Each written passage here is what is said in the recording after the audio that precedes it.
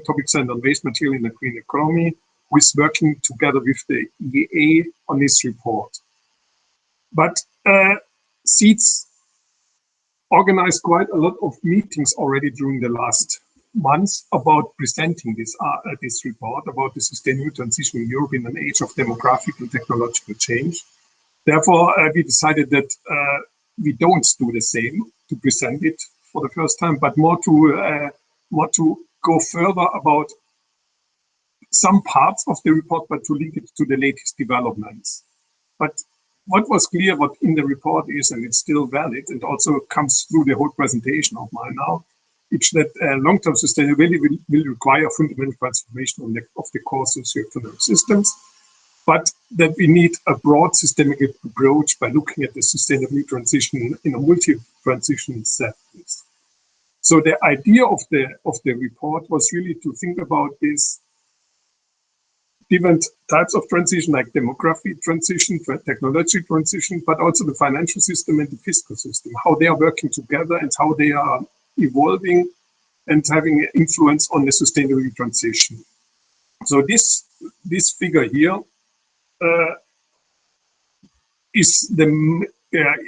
tells a little bit about the logic of the report, what the EA published last year, but also for my talk now, because I'm looking more about the fiscal system and the financial system and how they are working together in the context of sustainability transition. And here, in particular, I want to look about carbon pricing and tax reform for climate neutral economy. That's an issue what you will see, what I present. It's quite high on the agenda in the European Green Deal and the proposal of the 8th Environment Action Programme from the European Commission.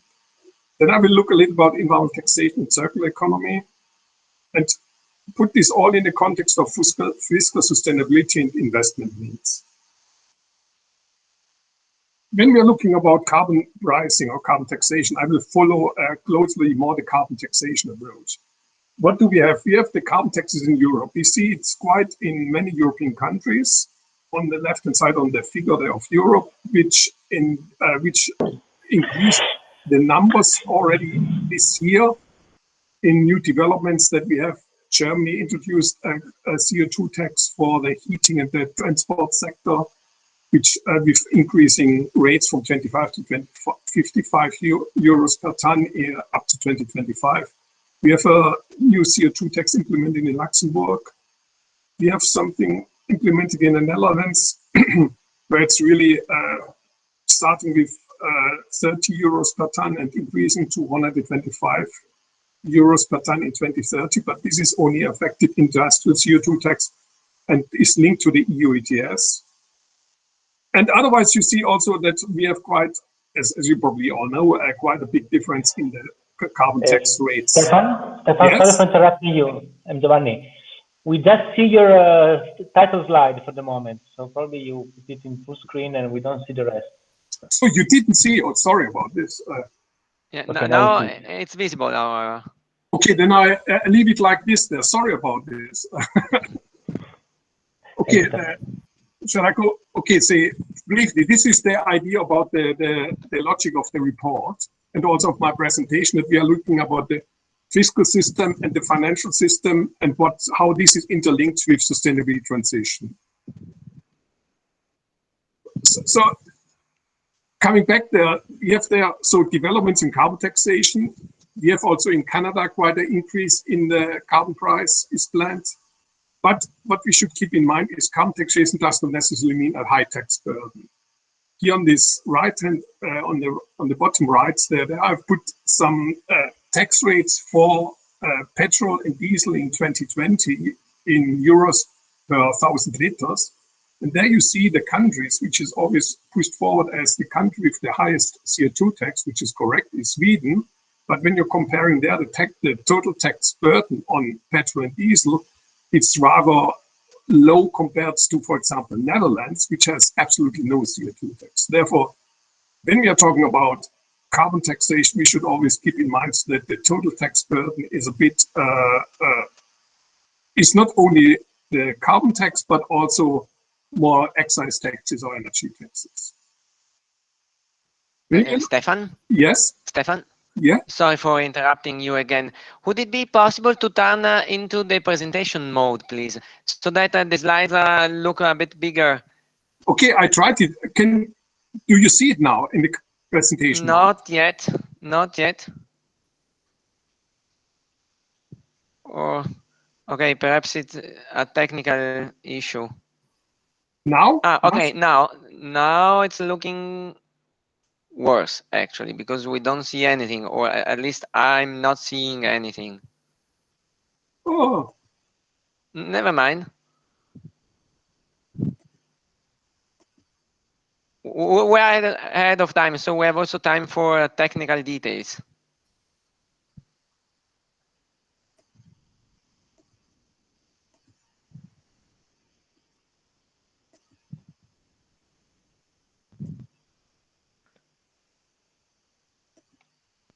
Okay, you see now in the slide, but not big. It looks okay. Now we can see the slides, but they are not yet in presentation mode. Okay, Okay, now they are bigger, perhaps better than anything else. Okay, wait, I can.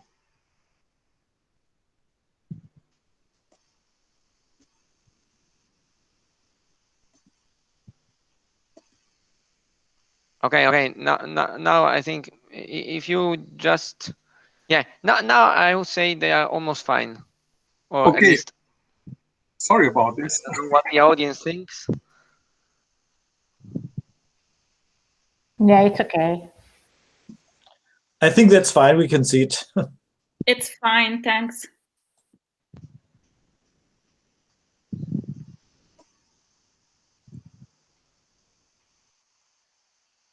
Okay, now, okay, I go now further, yeah? Okay, when we are looking now what has happened at the EU level, it's we have the European Green Deal adopted last year, in 2019 as a new growth strategy to transform the EU into a fair and prosperous society. Climate neutrality is there quite high for 2050, and the economic growth is to come from resource use. When we are looking now really into more detail, that it's stated in the European Green Deal that at national level we will create a context for broad-based tax reforms, and here the shifting the tax burden from labor to pollution and taking into account social considerations. This is insofar it's quite interesting that this is pushed forward by the European Commission, and on the same side we know that Commission is very keen on the ETS reform, on the emission scheme reform, and what was the Director General for DG TaxUD stated in a conference last month, that this is the flagship climate change mitigation instruments that we have, and the others, I would say, are supporting it. They are satellites around this core flagship instrument. But we have to keep in mind that when we are looking only about the current situation of the EU ETS, it's covering at the current status around 50% of CO2 emissions and 40% of total greenhouse gas emissions. But this is projected to drop to 30 to 35% by 2030. Mainly the resulting out the implication of the energy transition, that we are going much more to renewable energies, and therefore the electricity sector, the energy sector will reduce their greenhouse gas and CO2 emissions. And the non-EU ETS sectors increase this share.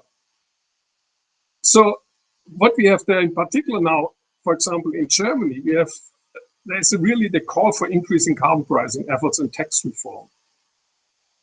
What we have here there in the context of Germany is interesting that the Bavarian minister president, who will maybe also is a high probability that he will be the chancellor of Germany from 2021, from September 2021 onwards, that he states that Germany needs a higher CO2 price, which would allow energy taxes to be reduced significantly. Sorry about this, I tried to here.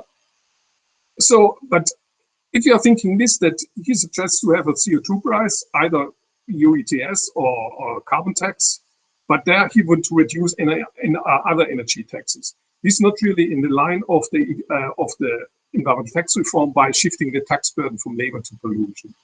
In the other sense, there is also the discussion, and what we have now already in this year, that the new CO2 tax, which is implemented from January, some of the revenues are used for reducing the feed-in tariffs for financing renewable energy.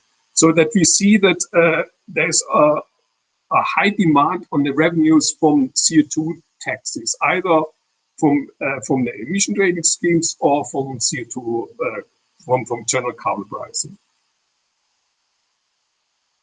Only to give you a little bit again the feeling about what we are talking. The green part, or this is the total tax revenues from income taxes, from social security contributions, and environmental taxes in several EU member states and Norway and Switzerland. There you can see that taxes levied on labor is around, on the EU level, more than 50%. And only the green part is rather small. It's the highest amount is in Bulgaria, with 10% of total taxes comes from environmental taxes. But more, it's around 4 to 6% in the majority of the countries. So you see then, if we want to have really what the Commission wants to have, a tax reform from pollution to labor, then it's a long way to go there to think about this. We did this already in the 1990s and with some success, but I think the situation has changed since then. In particular, when you're looking now here, the trend of environmental tax revenues in Norway. I'm using Norway here as an example. Okay, it's not EU member states, it's a member state of the European Environment Agency. Therefore, we are following this up also what's going on. This figure shows you the trend in environmental tax revenues or shares from 1995 to 2019. It's all in constant 2010 prices, and it was set to 1995 to 100. When you're seeing the green path, here, this line, this is the share of petrol tax revenues. You can see that there is quite a big drop in the petrol tax revenues. The diesel, here, this is the blue line here, this increased quite heavily, but overall, the share of energy tax revenues to total tax revenue, to total environmental tax revenues is more or less stable, and transport related taxation dropped. This is a clear sign in this country that you have a country where you have EU ETS, you have carbon taxes, you have energy taxes which increase in line with inflation. You have a tax base erosion. You're running out of revenues, and this is clearly shown in the total environmental tax revenues as percent of GDP. In 1995, it was 3.6%, and it dropped down to 2.1% in 2019. There you can see that effectively we have a problem when we are really thinking to use more and more environmental tax revenues for doing these environmental tax reforms to tax shifting programs. Certainly in the countries which are quite ahead of the use of environmental taxes. Now coming back to the European Green Deal, there is part of the European Green Deal is the climate law, and there is the idea about this, or the 55% reduction target up to 2030, at least 55% reduction target 2030. What I show here is some results from the impact assessment of the reduction target. I compare here two scenarios. The BSL, this business as usual, this is the figures for achieving the existing 2030 greenhouse gas target with 40% reduction of greenhouse gases. The C price, this is really about carbon prices. In the first row, you see what they are doing research there, or what they are modeled with the BRAMS model for the European Commission, how much must be the carbon price in 2030. That's 32 euros, and the other is 60 euros per ton. The carbon pricing payment, or the revenues, are shown there 16 to 75.4 billion euros. And here we have this in particular in the C price scenario. It's increasing the carbon pricing also to all other sectors, particularly the transport sector, which contributes quite an amount of roughly 47 billion euros. Now, when we are thinking now about tax reform, then we have to look about total energy taxes. This is quite interesting that they are presenting this inclusive VAT, which is normally not the case. And then we have the total energy inclusive VAT plus carbon pricing as % of GDP. In the business as usual, they have a share of 1.8% and a C price of 2.25%. And this we should keep in mind that in 2015, there was the total energy tax revenues as % of GDP was 1.9%. So in the business as usual, we are reducing it already, would reduce this share. And also in C price is also maybe a little bit higher, but if you take the VAT out, it doesn't look so good. Therefore, it's interesting what is written in this impact assessment is that the extension of carbon pricing to a wider range of sectors of the economy should therefore not be seen as a game changer in terms of the structure of public finances. So this is for me a sign that don't think about tax reforms, shifting taxes from pollution, particular carbon CO2 emissions or greenhouse gas emissions to labor. On the same hand, we should keep in mind that the ETS directive, it states that at least 50% of auctioned revenue should be used for climate and energy related purposes, investments. And in several countries, it's more than it's going towards 100% of this.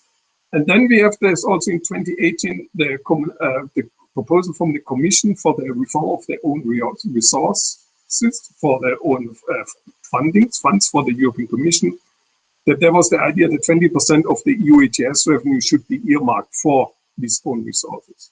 So effectively, we have a bit of contradictory messages that on the one hand, we increase up to 2030 the revenues from carbon pricing, but on the other hand, we have already policies or proposals that we are using these revenues for other areas, not for tax shifting programs, which we should keep in mind, I think, there when we are talking about this. Also policy coherence. Now coming to resource use and circular economy, we have really in the proposal for the 8th Environment Action Program, it's really that we have the long-term objective that for 2050 for living well, but also what we are saying is economic growth is decoupled from resource use and environment degradation. Probably it means more economic activity in general, not only economic growth. But when we are looking now about decoupling of economic activity and resource use, the Circular Gap report, which was published quite recently, stated that on the global level, we are very low in circular. There is a lot to be done there.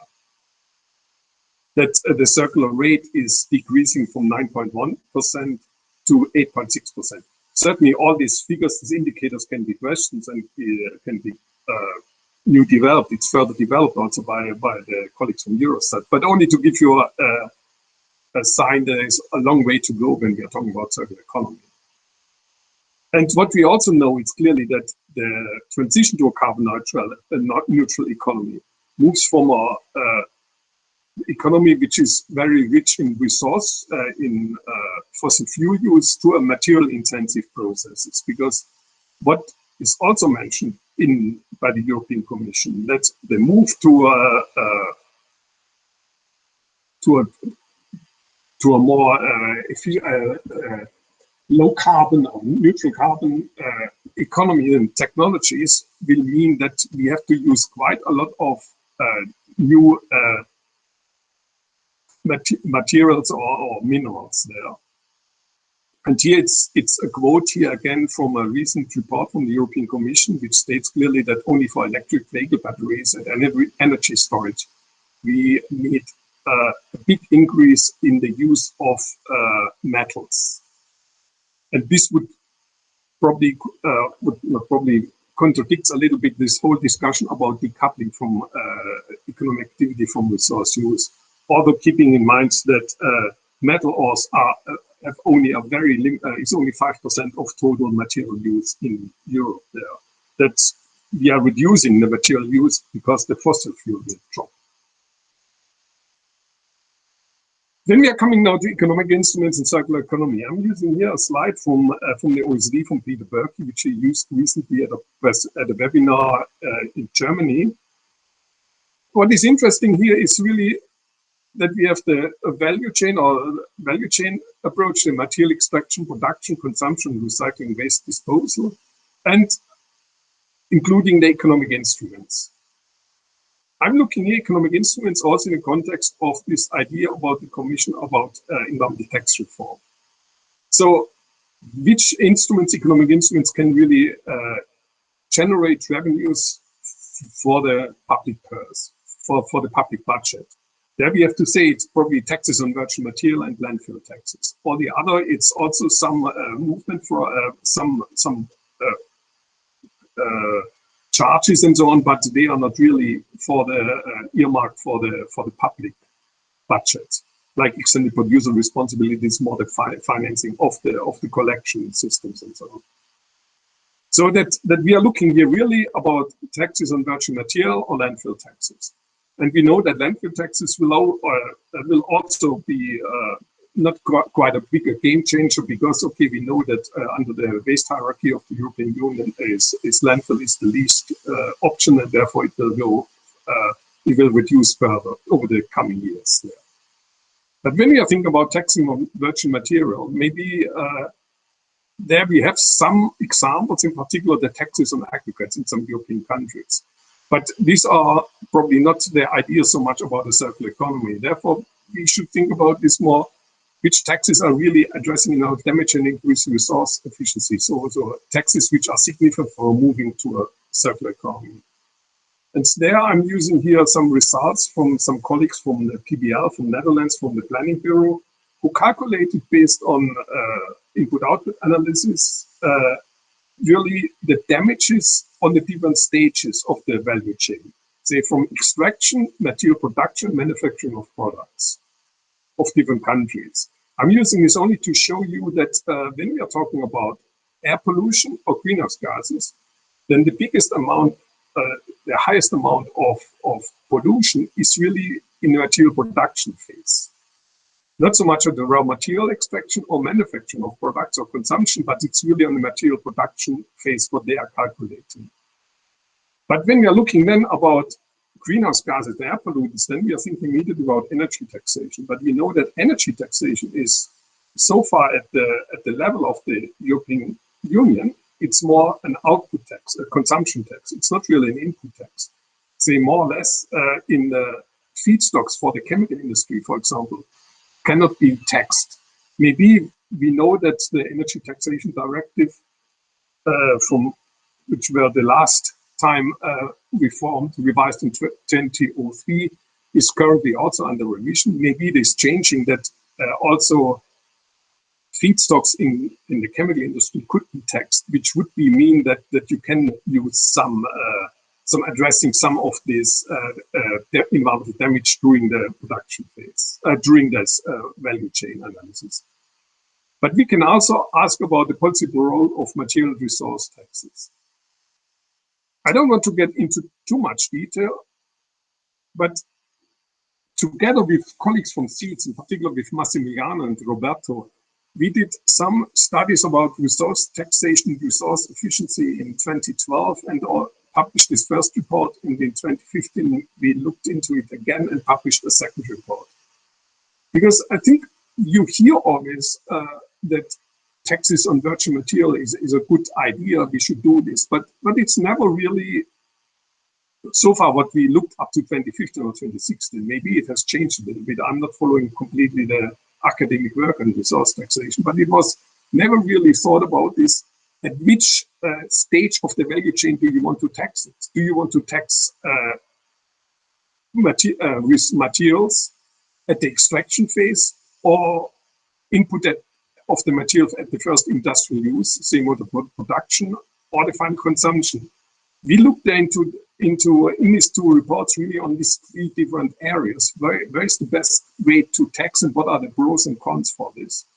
And I think this report are still very valid, because I'm participating at meetings of the platform for circular economy, and there in the the group of economic incentives, they are speaking always about material taxation.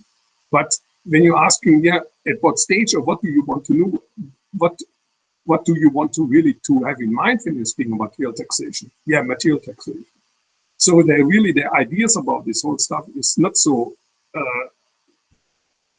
far developed. And we know that they are challenging in this context. This, for example, first international trade, we would need immediately a border tax adjustment in the whole idea, in particular when you have extraction tax there, tax levied on the extraction phase. What is the tax base? Do you want to have the weight, say, ton of iron ore, or do you want to think about the externalities, what we showed beforehand? What is the tax rate? How do you want to set? And we know that the material costs often constitute a very a small share in the final product or intermediate product. Therefore, to keep in mind this, it's maybe a good idea, but it will be, it can increase resource efficiency. It can help circular economy, but does it really generate a lot of revenues? This is a question what we should keep in mind. And when we are looking about the current state of taxes on virgin materials, and this is particular aggregates taxes, what we find in several European countries, in the UK no more because no more EU, but European country, they have aggregates tax with Sweden, but the revenues are always under very low. So coming now to the other aspect, what I wanted to bring up, it's the financing need for the environment. Some estimate. Here, this is probably nobody can see it, but only to give you a sector breakdown of green transformation investment gaps. And these figures here is not up to date. It's published in 2020, but they don't follow up the figures for the 55 reduction targets. But it gives you an impression that only for climate mitigation and energy targets of 2030, we have the Commission calculates that there is an investment gap of 340 billion euros per year. But why I'm using this, it's also that the wider environmental objectives beyond climate and energy, it's already 130 billion. We have to keep this in mind. It's not only the investment for moving into carbon neutral and resource efficient and circular economy, not only the climate and energy, but also wider environmental objectives. And when you're looking now on what is actually done there's, in my opinion, the very reliable figures is from the European Investment Bank in their annual report about investments. They're coming up that in 2019, at EU 2027 was spent on climate and energy investments, 175 billion euros, 1.3% of GDP. When you're looking now to these two scenarios, which are used beforehand for the carbon pricing, then we know that the business as usual is increasing, which would mean an increase from this 1.3% of GDP to 2.3% of GDP. And this other, with the carbon pricing, would mean already 2.7% of GDP. When you read this in the report of the Commission, it says, oh, that's not so much because it's only an increase. When you keep in mind this increase by 1% of GDP, it's from 20. Keeping in mind that the whole total investment across fixed capital formation in the EU 27 is around 22%. Therefore, it's in their terms quite not too difficult to do it. But already we have to keep in mind that already the wider environmental objectives beyond climate is already 130 what they are calculating here. When you're thinking now about the European Green Deal, it's also the digital transformation is high on the agenda. And here there are also figures presented by the Commission. And this is 125 billion euros per year. But this is only to cover the gap between what is currently spent on the EU level compared to US and China. So it's not going further. It's only that we are on the level playing field with the investments, or that we are digital Europe, which is comparable to the situation in the US and in China. And what I think, what is even more interesting is this quote on the right-hand side. It's discussing net public investment. So gross fixed capital formation, less consumption of fixed capital, so a type of depreciations. And there the Commission writes that this is very low and it's also in many countries negative. And this would mean that it's a declining public capital stock as a share of GDP. And for a long-term sustainable development, I think a negative, almost a low public capital stock is not really helping for sustainable development. And the graph at the bottom, there I showed some trends in some countries, how this is. And there you can see that in particular in these countries, which were heavily affected by the 2008 and 2009 economic and financial crisis, we have a negative net fixed capital formation at current prices. And this is, oh, sorry to say this, it's also in Italy. And Italy went into the negative figures in 2011, and since then, you are living on the capital stock that you built up until 2011. So for development, for sustainable development and future growth and prosperity, I think this we have to keep in mind that we need here also additional investment into the whole economy here. But we have also further investment needs and also expenditures. This is partly from our report that we published in the sustainability transition. When you look about aging population, this is really an issue there that there are projected increase in age-related public expenditures. This is calculated for 2050 that there is an increase by 2 percentage points. But this is one side of the coin. The other side of the coin is also that we have because of the aging population, because of the reduction in working age population in some countries, EU member states, there is projected that under the current taxation scheme that we have a loss in personal income tax revenues and VAT revenues. So on the one hand, you have projections for reduction in revenues, but you have an increase in expenditure. Doesn't seem to not very good. Then in the health area, we know that we have investments in it. We have increase in public debt because caused also by the COVID-19 pandemic. And there is also from the European Economic Forecast in autumn a discussion about how it's increased the government debt to GDP ratio at the EU level and also the EA level, that we are increasing by 15 percentage points there. And one of the issues you can find it in reports, it's this beyond public debts. That's the hidden one. In particular, the public sector unfunded pension liabilities for government as an employer. The issue is there that pensions are very often as the pay-as-you-go schemes that you pay in and the money is used, the revenues are used for covering the pensions of who are already in the retirement. But in the public sector is sometimes the case that the revenues are unfunded, that there is no capital stock. This is used out of the public budget.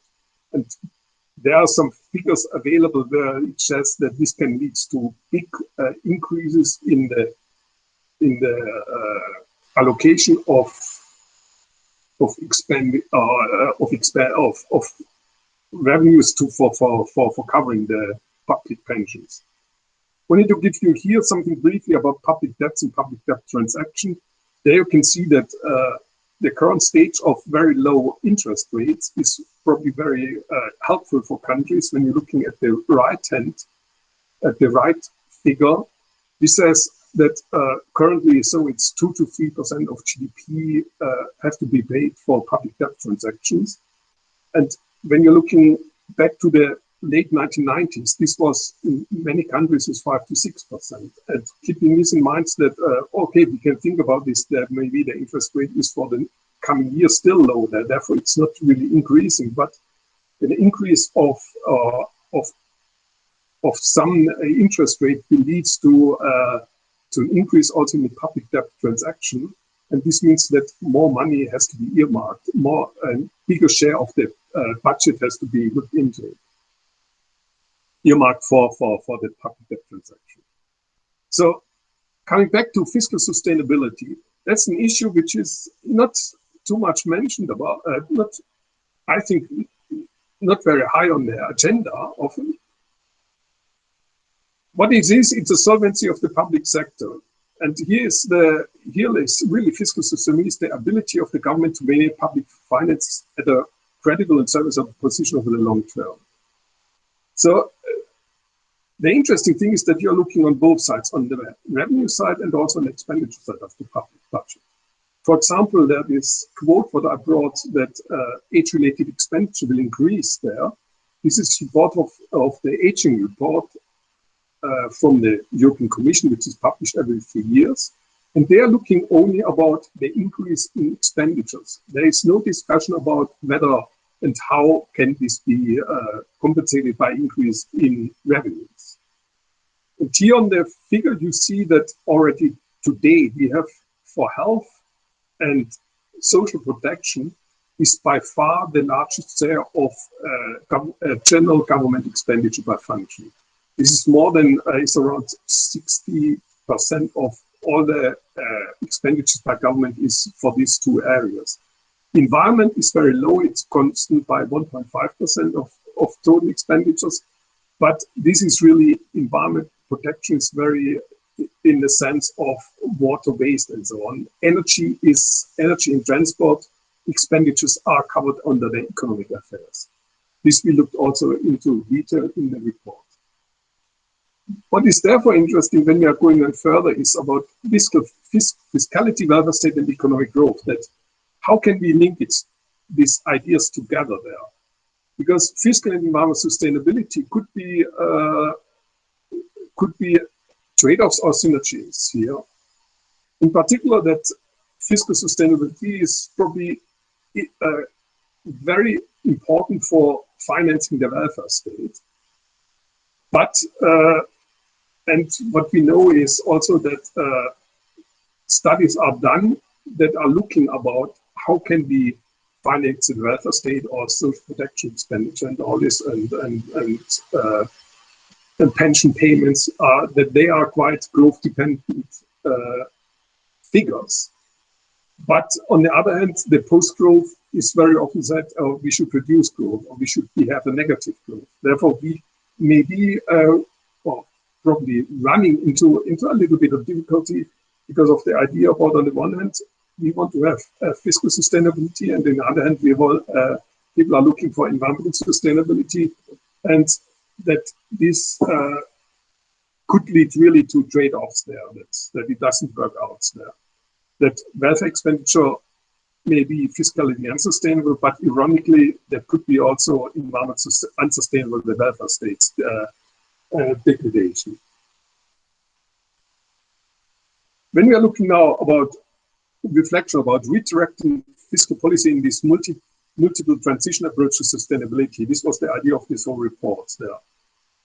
Fiscal policy in the sense about the big state that we need revenues for the states to cover all these areas about investments, particularly in energy, climate, but also circular economy, but also in the aging population and all these issues. Then we know that environmental taxation can play a role in a future-proof sustainable fiscal system. That, okay, we can generate revenues from carbon pricing, material taxation, carbon border adjustment mechanisms. But for how long? This is the question there. Is this really that we can think about this beyond 2030, that carbon pricing will generate many revenues? And when you're looking there about the situation that I showed in Norway, where you have a movement into climate, not climate neutral, but low greenhouse gas emission transport system with many electric vehicles, but also with electricity system, which is mainly based on water, there you could see that the amount of taxation, amount of tax revenues dropped quite heavily. But what other tax systems can be thought about is, and this we discussed briefly in the report, in this, what we published in summer last year, it's about robot taxation, which is, all these issues are probably quite debatable. Digital taxation, okay, there we know that Italy is going ahead a bit of this. Financial transaction tax. Wealth taxation is probably at the moment the most interesting aspect, also in the whole discussion about inequalities in income, inequalities in wealth. What can we do with property taxation? And probably the main thought is more, when we are thinking about tax shifting programs, there we talk always about environmental tax shifting programs or environmental fiscal reform. Maybe we have to extend this idea about to have a sustainable fiscal reform. And there I want to stop and say thank you very much for your attention.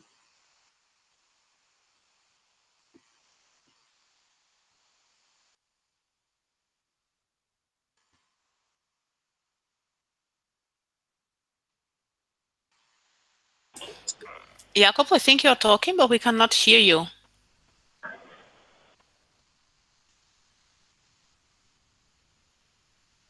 Still not.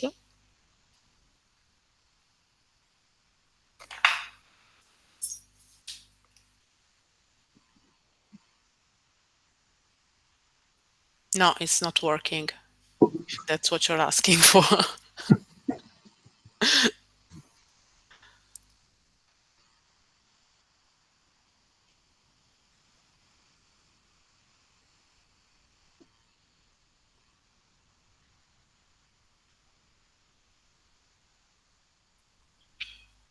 Yes, maybe he has to leave and come back.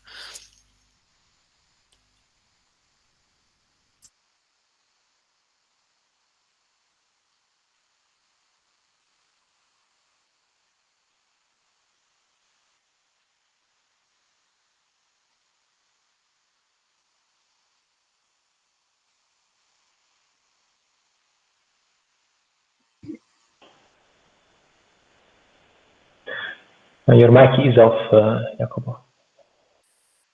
Yes. Okay. Now it should be working. Yes, okay. it Thank you works. very much for saying. Okay. Technical details are always there. So I thank you very much, Stefan. I actually took the floor because Massimiliano had to leave for a second or 2 seconds, maybe. So thank you very much for your very comprehensive presentation. There are really a lot of issues therein, very challenging issues. And so I think we're lucky because we have now 30 minutes for questions and why not for debate, I would say. So maybe the first question.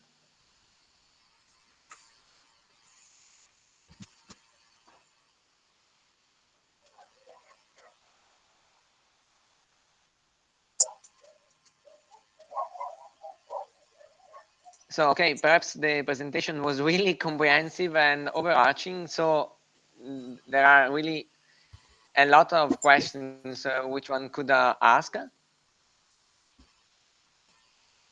I was quite interested in the, if nobody has other questions, I was interested in asking you about the circularity gap, which I saw now on, I don't remember, yes, it was on slide 10, if I'm not wrong. Yeah, that's very interesting in my view. Well, from one side, we could think that perhaps it is just let's say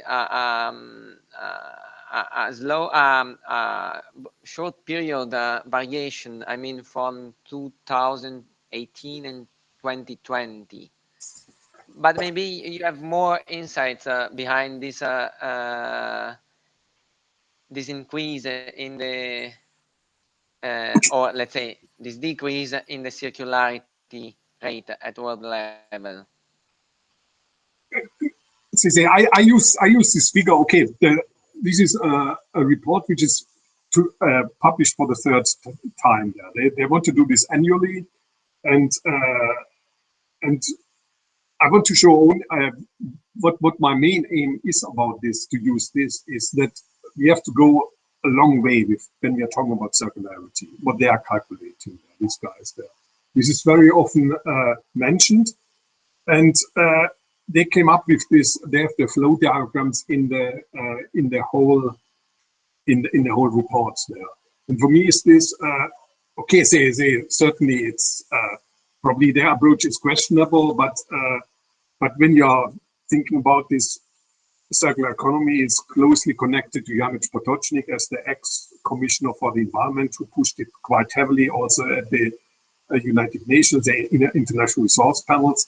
They are quite supportive to this approach there, to show that there's a long way to go there. This is what I wanted to show, to use this figure there, that it's a long way to go. And also when we are thinking about now we want to develop electric vehicles and the storage and energy batteries and so on, we need first, for the coming years or for the coming decades, we have to extract a lot of materials or metals to build up the stock there. We can't develop immediately a circular economy in the context of batteries there, because there are not many batteries there. And what is now in the cars, in the car battery, okay, they are driving for the next years. Therefore, we have to build up first a bigger stock that we can do then more the circular economy. Yeah. In other areas, not so much, but I think in the new areas, in the transition, energy transition, mobility transition, we have to keep this in mind. Yeah. So I am seeing Giovanni Marin. Yes, thank you, Jacopo. Thank you, Stefan, for the presentation. I have a question about one of the issues you mentioned, that is whether to impose the tax on resources at the source when the resource is extracted, or at different stage of the supply chain.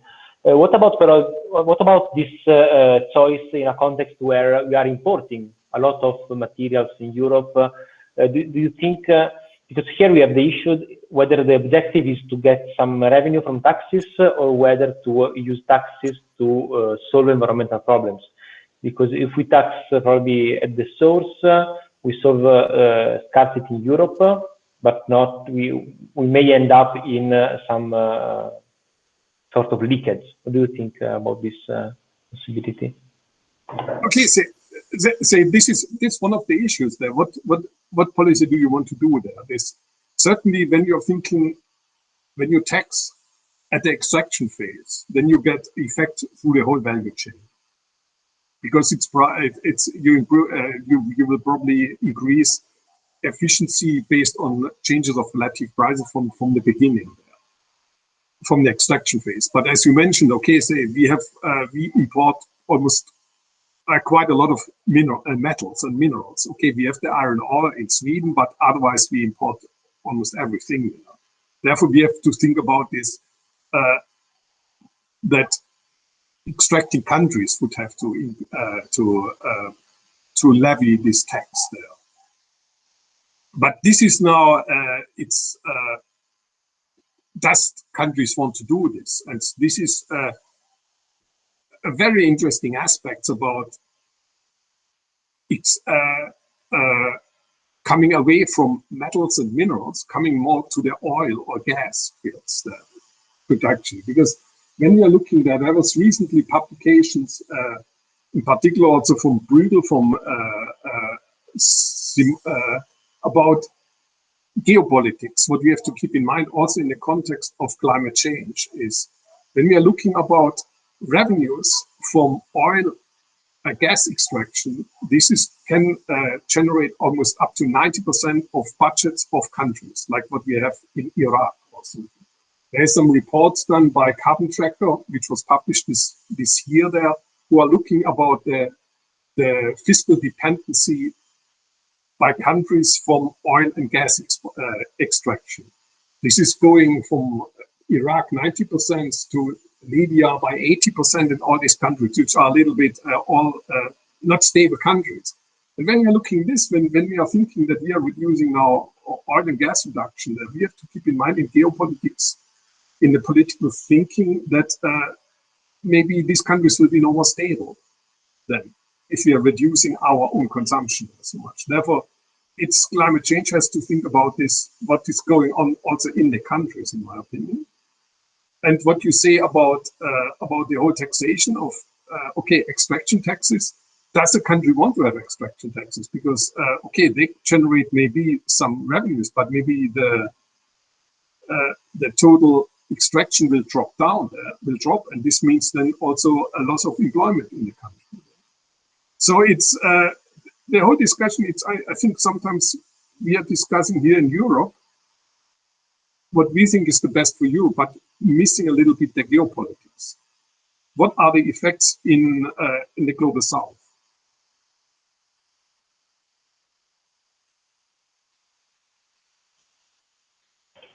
Thank you. I think that there is a question by Andrea Molocchi. He wrote it in the chat. I don't know whether you, Andrea, want to formulate the question, or shall I read it for you? I can do it. Just a second. Thank you, Jacopo. And thank you, Stefan Speck. I know Speck since a long time, so I'm very happy to see Stefan again.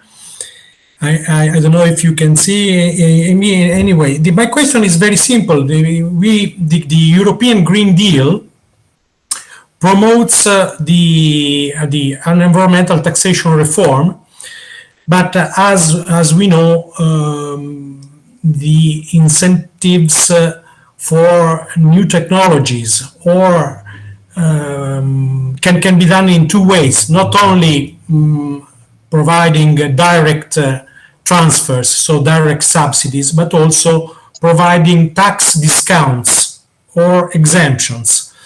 And so my question is, if in the European agency duties there is only the monitoring of energy taxes, or is the European agency also monitoring so-called fossil fuel subsidies intended to be as tax discounts or exemptions in the member states? Okay, so the EA itself, we don't do this at all. We have reported one time sometimes some reports about fiscal subsidies to fossil fuels, but not in a consistent, coherent manner and temporary. There is more the OECD is doing is always the fiscal subsidies there, the energy taxation. And I know the DG Environment started a project about scoping about fiscal subsidies, environmental harmful subsidies last December. This is an ongoing project. 2 days ago, we have had, yesterday, we have had the meeting about the progress meeting. So DG Environment is doing something at the moment, and I can send you the tender document, what they are planning to do there. Thank you. Very interesting, Stefan. I will be glad, yes, to see this. But anyway, there is a long time to have the results of it. Anyway. Okay, they're expecting that that they should. Okay, they are collecting a lot of information and what studies and what databases are existing. And one of the issues, it also from Italy, that you have to be. You have to know which methodology you're using and whether it's comparable between the different studies that are done there. And when you're looking IMF, they are doing a completely different approach than OECD, for example. But they are trying to do this all together, and they hope that they get already something out before summer almost, or latest in autumn. Thank you.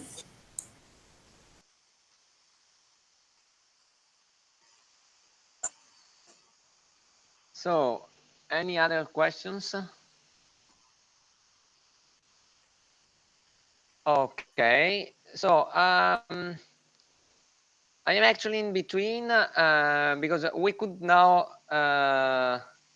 Okay, Florian perhaps has one question because I saw his hand. Yes, thanks very much, Jacopo. Thanks very much, Stefan. I think from my side, just maybe one comment and one quick question. In terms of the comment, I mean, basically what you showed, Norway and of course the deterioration of the tax base. And I mean, in a way, this is really what the intention of the tax is in the end, right?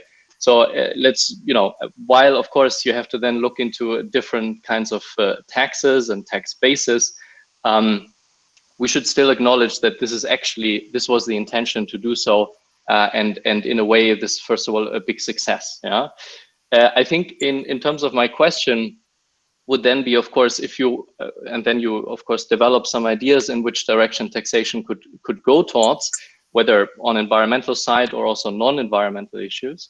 I would just like to, let's say, ask you a bit to develop a bit further an alternative approach, which would look into more, let's say, bringing in the private sector, private finance, may it be through, disclosure, may it be through co-financing, may it be through, something like cutting red tape and so on. What are your ideas in that regard, despite, of course, the challenge of having some fiscal sustainability from the public side?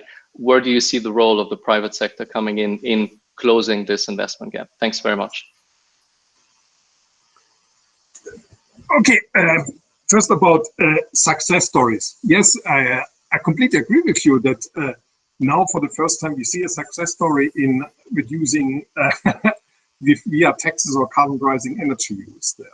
But it contradicts the idea about tax reform, particularly when we are writing that we are tax shifting from pollution to labor there. This is what I wanted to state there. In the 1990s, we didn't think about this so much when we did a lot about tax reforms, because there was, I think there was not these stringent policies about climate change, climate reductions or greenhouse gas reductions there. About the private sector and financing transition. Okay, Sese, I think there is the developments about the taxonomy, quite high the agenda that the Commission is pushing this with DG FISMA, with the sustainable finance, with the new finance strategies and so on, that we pushing there quite heavily.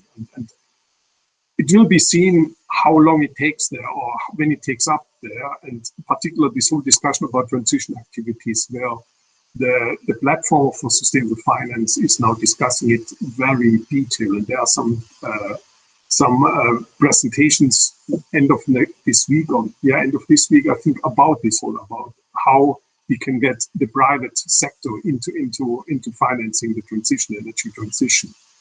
And clearly, these figures, what I showed about financing the investment gaps, there's not only public money, it's also private, a lot of private. And when I say that the gross fixed capital formation is 22% around it at the EU level, it's a lot more private than public. But you see also that we need the public money quite heavily, because the best example is, in my opinion, the whole discussion about the charging station for electric vehicles. Without public support, you will never get it. These hand and egg problems there. That if you don't have this there, and at the moment it's what you probably also know, that in Germany, German government puts billions of euros now, I think 1 billion at least, for financing charging station on infrastructure, for getting the uptake of electric vehicles. So yes, private, and it will improve with the taxonomy and all this, how this developing. But I think we have to, then it will really get up, I think, in 2-3 years probably, but we have to think about this, that already in 2025 we need a big reduction in this. And when you're thinking now we are 2021 and 2030, we want to have minus 55, and okay, 1 year is more or less gone.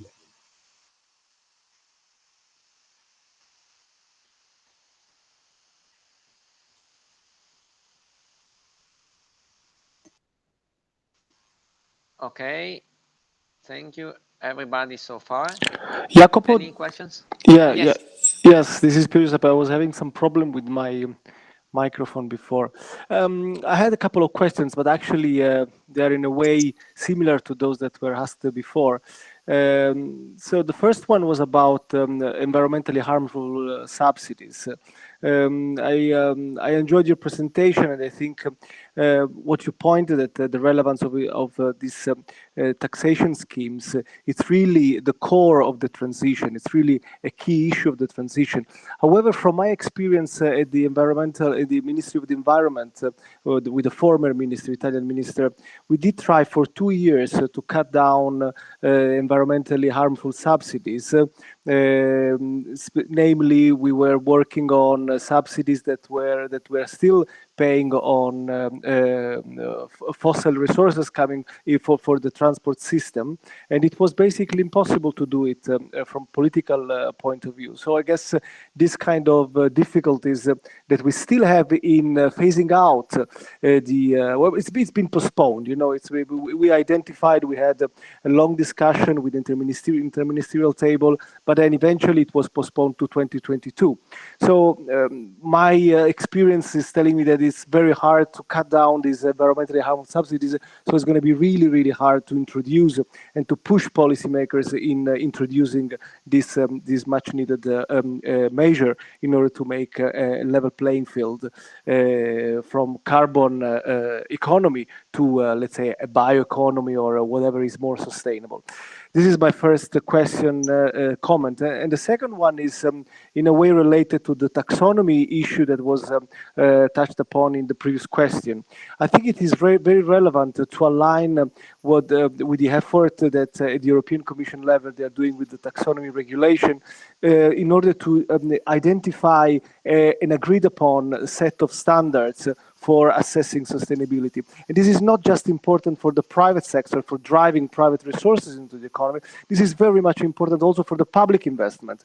There is the whole issue about green bonds, which really relies on the development of this taxonomy. I have some criticism from my perspective on the taxonomy, the way it is developing, and the difficulties in eventually coming up with a set of usable, let's say, criteria and indicators for assessing sustainability. But I think it's really the core of the debate here lies on the development of such standards.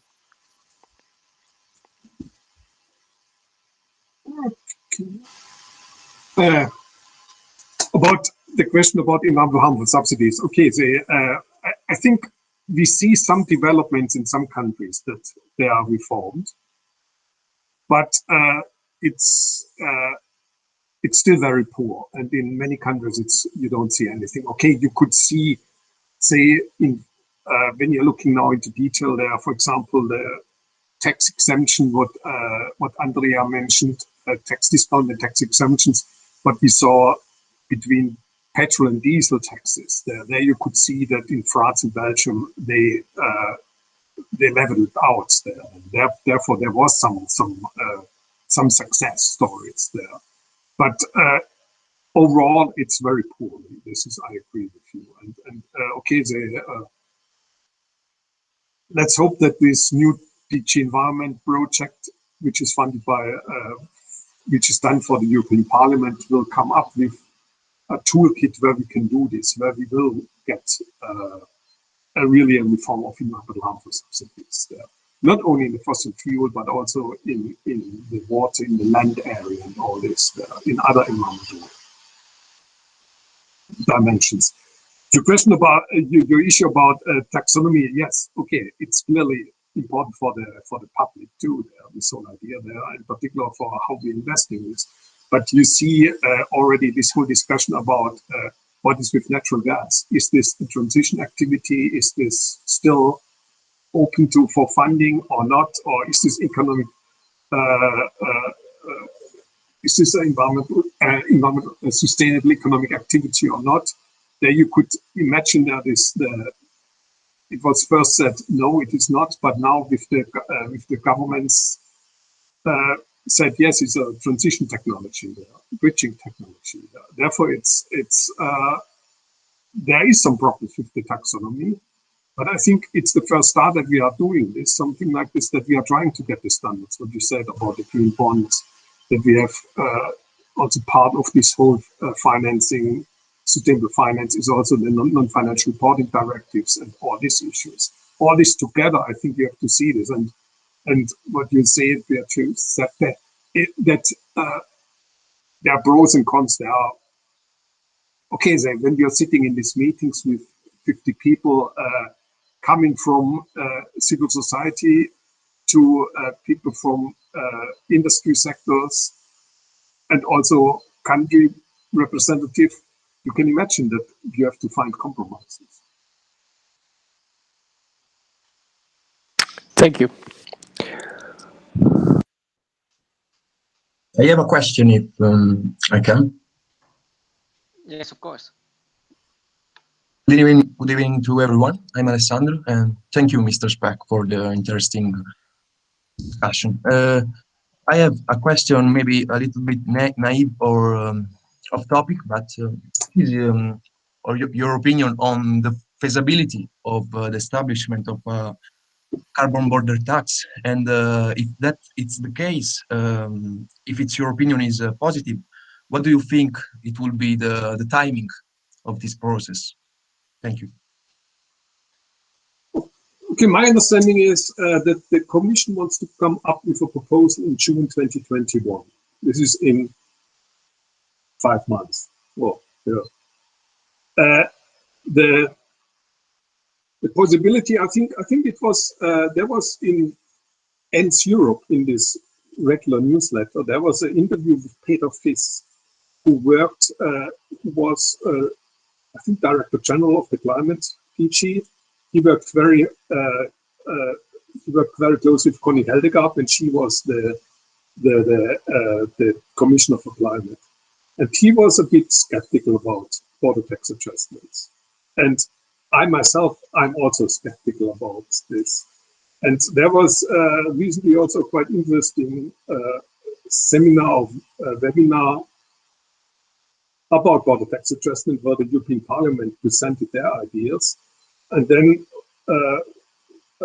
one professor from India was discussing, and he mentioned, it's quite interesting what you're doing there, because the Paris Agreement is more on the voluntary base that you're doing this.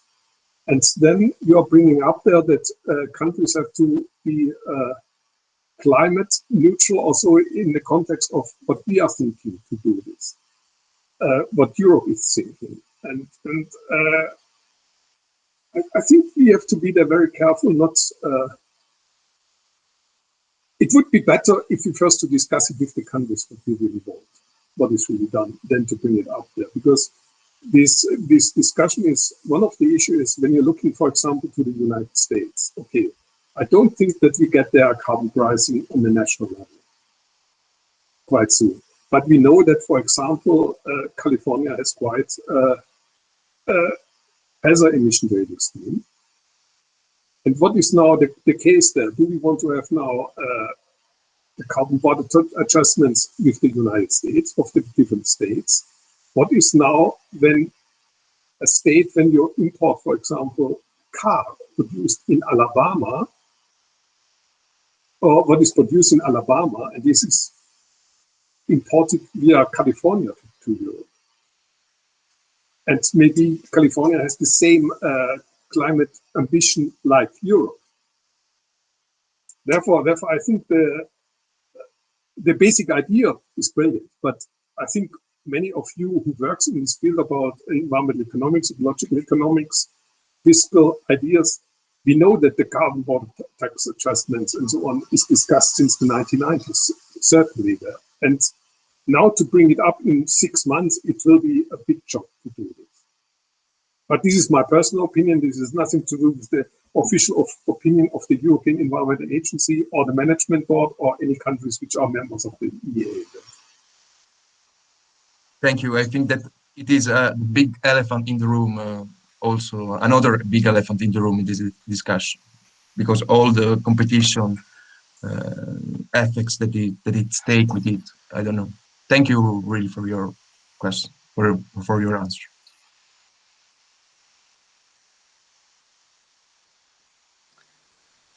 So, okay, thank you everybody. We have now 4 minutes left to be right on time. So maybe one last quick question.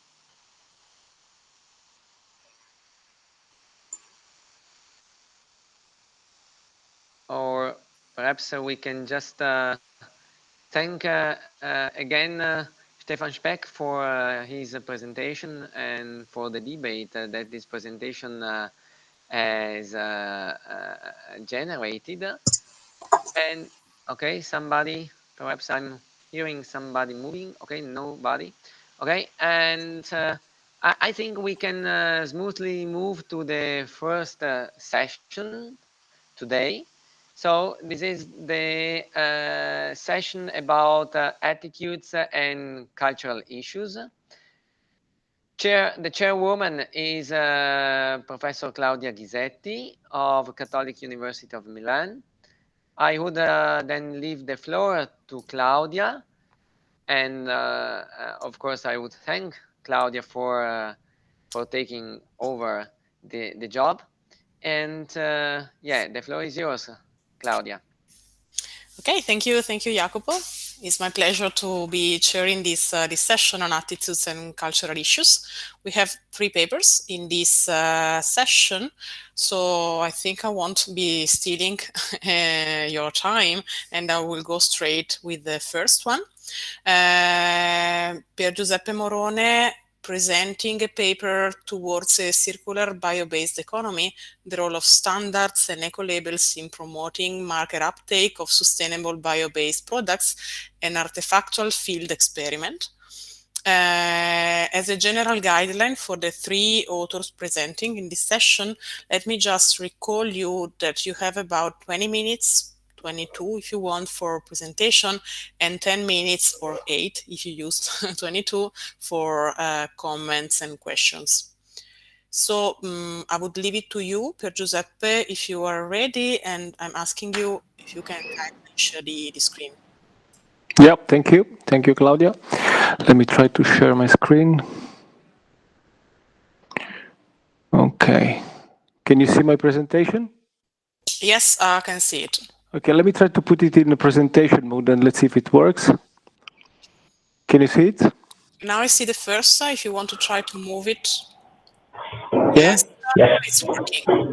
Okay, so yeah, thank you for the introduction, and I'm presenting a paper that I've jointly written with several co-authors. This is part of a European project that Unitelma Sapienza has been leading, and that it was concluded in April 2020. This is one of the several results that we obtained during this 3 years project. The project is called Star Pro Bio. I will give you some more details on the project later on during my presentation. My co-authors are Rocco Caferra, Diano D'Adamo, Pasquale Marcello Falcone, Enrica Imbert, and Andrea Morone, which actually is my brother. So let me step into the presentation. There are some mega trends that are like motivating the study that we have conducted in this research and in this presented in this paper today. So we know that there is going to be a population growth over the next 20 to 50 years or so, depending on the assumption that we make on the fertility rate. The world will be populated by the end of the century either by almost 16 billion people or something in the range of 6. But for sure, what we know is that independently on the assumption that we make on fertility rate, there's going to be still a population growth over the next 25 years or so. Along with this demographic trend, we know that at the world level, there's been another phenomenon which has gone hands in hands with the growing inequality, which is called the explosion of the middle class. In fact, if on the one hand, we've seen a polarization of income at world level, especially in some high-income countries. At world level, at global level, we've seen a more even distribution of the income, especially when we consider the so-called middle class. In fact, countries like India and China have seen growing the number of people that can be defined as middle class, so with an income ranging from $6,000 to $30,000 per capita per year in purchasing parity. And this is basically important for economists because we know that the elasticity of the demand changes when people enter into these brackets of income. So basically, pulling all these facts together, we know that for sure there's going to be a growth in the demand for food, in the demand for goods, in the demand for electronics, and this is going to have a strong impact on the emission of CO2. If we think that the demand for food is expected to increase, these are FAO estimates, by more than 60% until 2050, and if we consider that the highly meat-based diets of high-income countries, and especially of the middle class, is impacting on the environment worse than the whole transportation system. And we can imagine what is going to be the impact of this in terms of CO2 emissions. And then, of course, we're talking about the issue of waste. If we keep overbuying and over-consuming, then there is going to be more and more waste to dispose in a sustainable way. And this is really becoming one of the key major problem that high-income countries have to deal with. Another issue that I would like to point is about unsustainable consumption behavior. Just to flag something that is striking, we have seen during the lockdown phase in March, April of last year, that some companies actually invented the nowhere flight. So these are flights that are flying from one airport and landing in the very same airport after flying for a few hours on the sky of that country, just to provide a supply to a demand of consumers that wanted to fly even during the lockdown period. So really, the consumers' behavior is schizophrenic. It's really crazy. There are some clear sign of unsustainability of consumption as much as production behavior. So these all trends are magnified by unforeseen events. We know that there is a correlation, a well-proved correlation between the pollution of the atmosphere, especially of when we talk about the particulate pollution, so PM10, PM2.5, and the spread and the impact of the virus, like of this SARS kind of virus, like the coronavirus, on human health. So we don't know.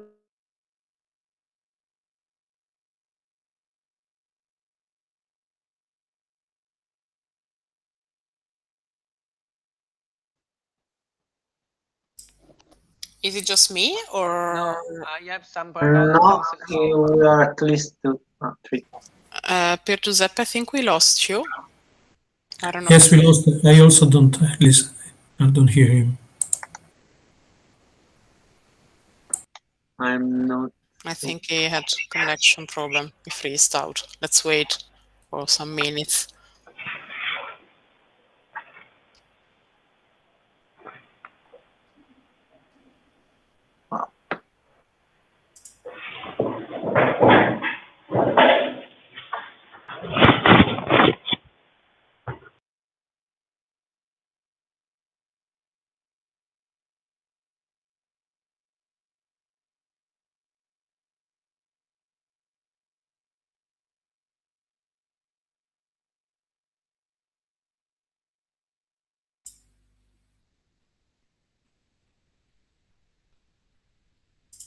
Well, I would say that we wait for some minutes him to be back.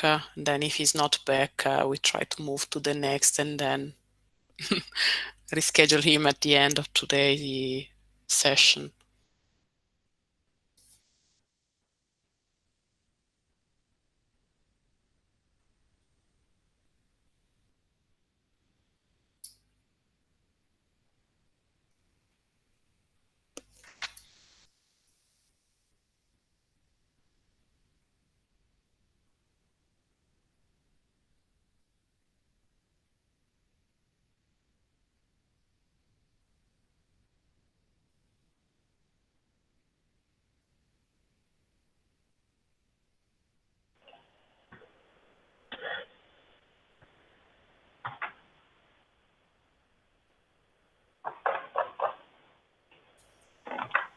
I just wrote him an email just to check.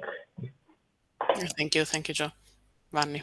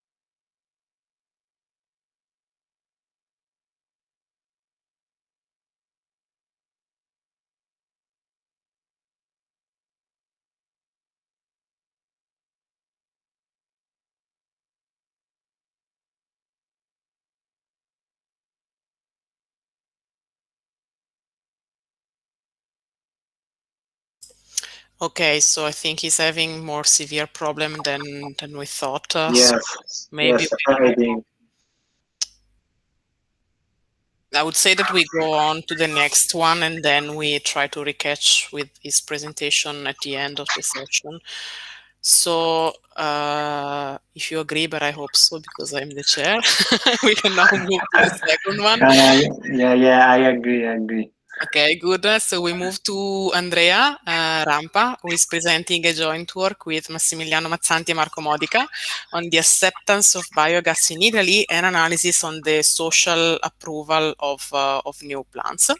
So let's hope we will make it through in this case. If you want, you can share the screen and let's see if it's working. Yes, thank you, Claudia. Yes, I think that is it is better off to move to me, and I think that previous. Can you hear me? We can hear you and we can see it. Okay. Yeah, I think it's better off. So I'm going to present a survey-based multi-step empirical analysis as proposed as a tool to analyze knowledge and awareness on policymaker choice regarding the investment in new biogas plants. The paper is titled "The Biogas Dilemma: An Analysis on Social Approval of Large New Plants." And the perspective is quite different of keynote speech of Stefan Speck and the previous presentation, the unfortunate unlucky presentation, just for technical reason, because we are investigating the other side of the medal, so the acceptance of population of political choices. The citizen perception regarding biomass is quite chaotic sometimes. We investigate the determinants of the citizen perception. I selected three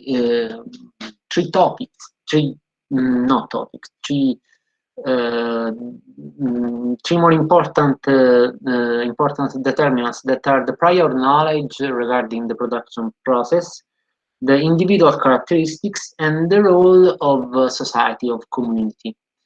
And in so doing, we could investigate the acceptance. As already mentioned, we used the survey analysis, so we administrated a questionnaire in citizen living in proximity of two Italian local areas where there was planned a large biogas plants. One in a small town in the province of Oristano in Sardinia called Arborea, and even though in this case the survey was ended out in the entire province because there was a problem in selection of a sample due to the fact of that Arborea is a small, too small town, and one in Andria, that a city of Bari Arletta, Bari Andria Trani province in Apulia. So I care to mention that biomass as a source of energy, that Italy is a great, a big producer, big user of biomass source of energy. Is the second one in Europe after Germany, mainly for north, mainly thanks to northern regions of the country, and the transition to the transition to a circular and the decarbonized economy can count of this kind of sources of energy, even also because can implement a proper circularity not only in agriculture sector, but mainly for agriculture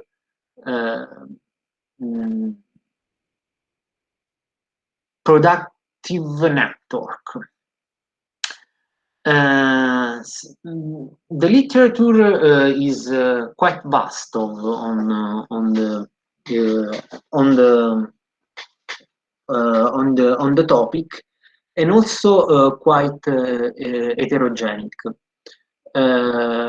If I remember correctly, the paper here mentioned from Canelli et al. Investigate the circular economy oriented consumption and production, asserting that in a decentralized source of energy, the local acceptance, the citizen acceptance, is a key factor.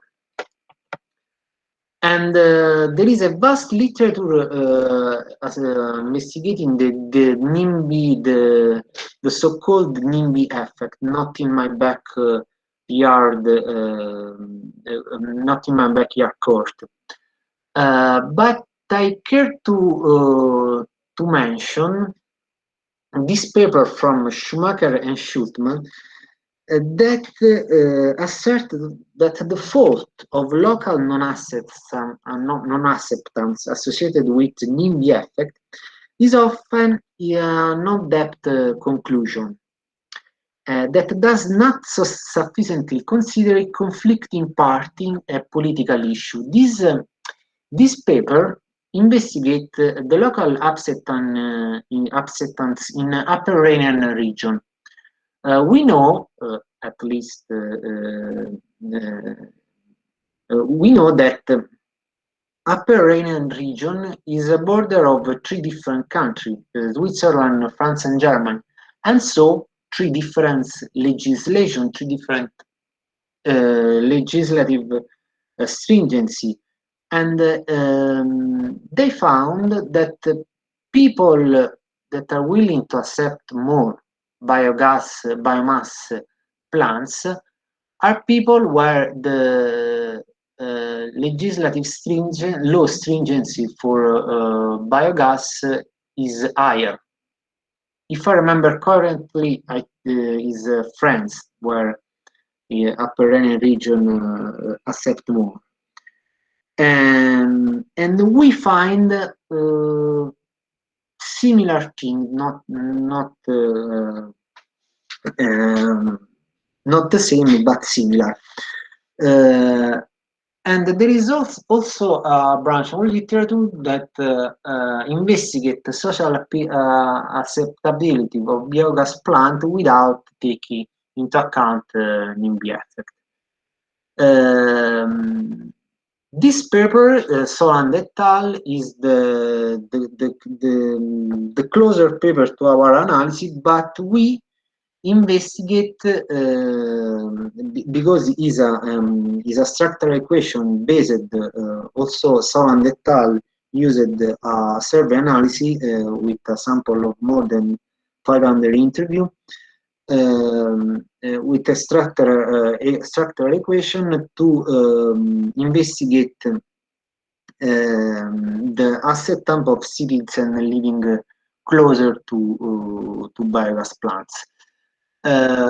We add to this kind of analysis also a multi-step one, because we hand out a questionnaire before a participatory process managed from the Italian elder NGO Legambiente, environmental NGO. And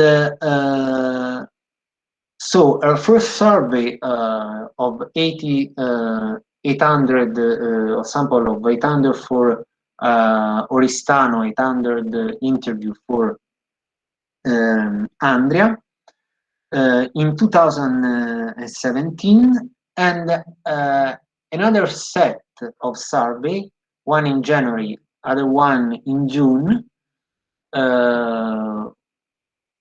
and the same time was planned a participatory process and informative campaign. And so in so doing, using a contingent evaluation method as usual for this kind of analysis, we went to because it is possible, it is easier, not possible, it is easier to chapter the rational holistic community reaction of this kind of investment of political authority decision. But we add to the analysis of on the case of Switzerland of Soland et al., we add the shift of social acceptance before and later the participatory process. So in the first survey, so we are in the 2017. Thanks to this data storage, we could construct a composite indicator defined as a result of three proxies. The potential positive effect on society that is investigated through the following question: do you believe that a biogas plant could have a positive impact on community? Given value of 1 if respondent answer yes, 0 otherwise. And the other two questions regarding the negative effect. So, do you believe that a biogas plant could have a negative impact of community, giving value 1 if respondent answer no, and 0 if answer yes, as in the last question that is, do you believe that citizens who live proximity of a plant must be compensated? That is the variable of individual impact. We set three dummy variable and one composite indicator that is just the sum of these three ones. So that go from 0 to 3. 0 in the case of respondent answer no to first question, yes. Yes to the other one, and 3 if answer yes to the first question and no to the other two. For the second set of survey, we was inspired from this paper that is quite old, is 20 years ago, but it is extremely interesting as in this paper was designed the questionnaire, because this paper investigated Clich and Murphy in 2001, published in the Economic Journal. This paper investigated the social acceptance of reforestation in Ireland. It is quite strange for us, but at least 20 years ago, Irish people could protest against reforestation for some historical reason, because it was observed that the forest, Ireland before the Civil War and before the Independence War was a forest, and the forest was destroyed during the war, and it was interpreted as a symbol of leadership of British Empire. And so we set, and so the question is this kind of questionnaire divide the sample between winner and loser of political decision. And so the second questionnaire, we set the question in a follow-up, the question with the aim to divide the sample between winner and losers, people that are willing to accept, that are happy of biogas energy because they think that it is a renewable energy, and so on, and people that think that government won't destroy their territory. And so there is the main question that is, who would you react if a new biogas plant is planned to be built in your area? If respondent answer positively, we gives the values of 2 of this question. If respondent answers negatively, there is a follow-up question regarding the compensation. And so we give a value of 1 if the respondent answer no to the follow-up question, and if respondent thinks that people should be compensated, we so answer yes to this question. We give us value of 0. Thanks to this kind of structure of our y, our dependent variable, we can implement our empirical strategy through a simple least square analysis, where the different independent variables are knowledge, that is a variable constructed using the answer of respondent. There are six questions regarding biogas process. If a respondent answer correctly to all these 6 questions, this variable takes value of 6. 5 this if answers correctly to 5 questions and 1 not. 4, 3, 2, 0. Plan project is a dummy variable if people knows that there is a new biogas project in the area.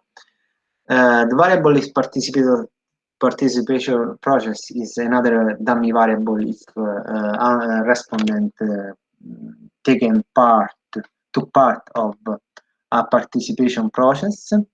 Rurality goes to 3 to 1 if 1 if lived in urban area, 3 in a rural area. And then there is the gender variable, age, human capital is respondent is graduate or not, if is employed or not, and if active politically, if is enrolled in environmental association or political part or in a political party. So going ahead, we obtain this result for first survey that are particularly interesting because give us a strong role to knowledge of biogas. And in the same time, I remind you that this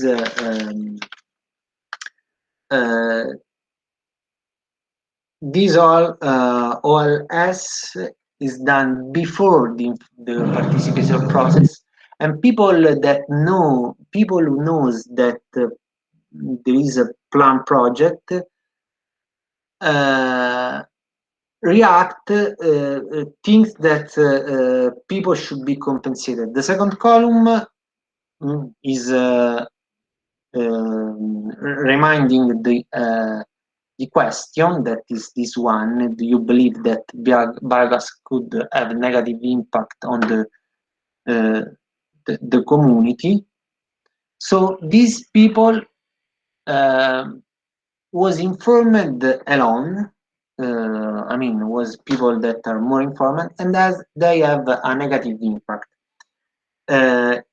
This one regarding biogas knowledge is given is on individual impact, that is the variable of compensation. So people that knows what is biogas react positively.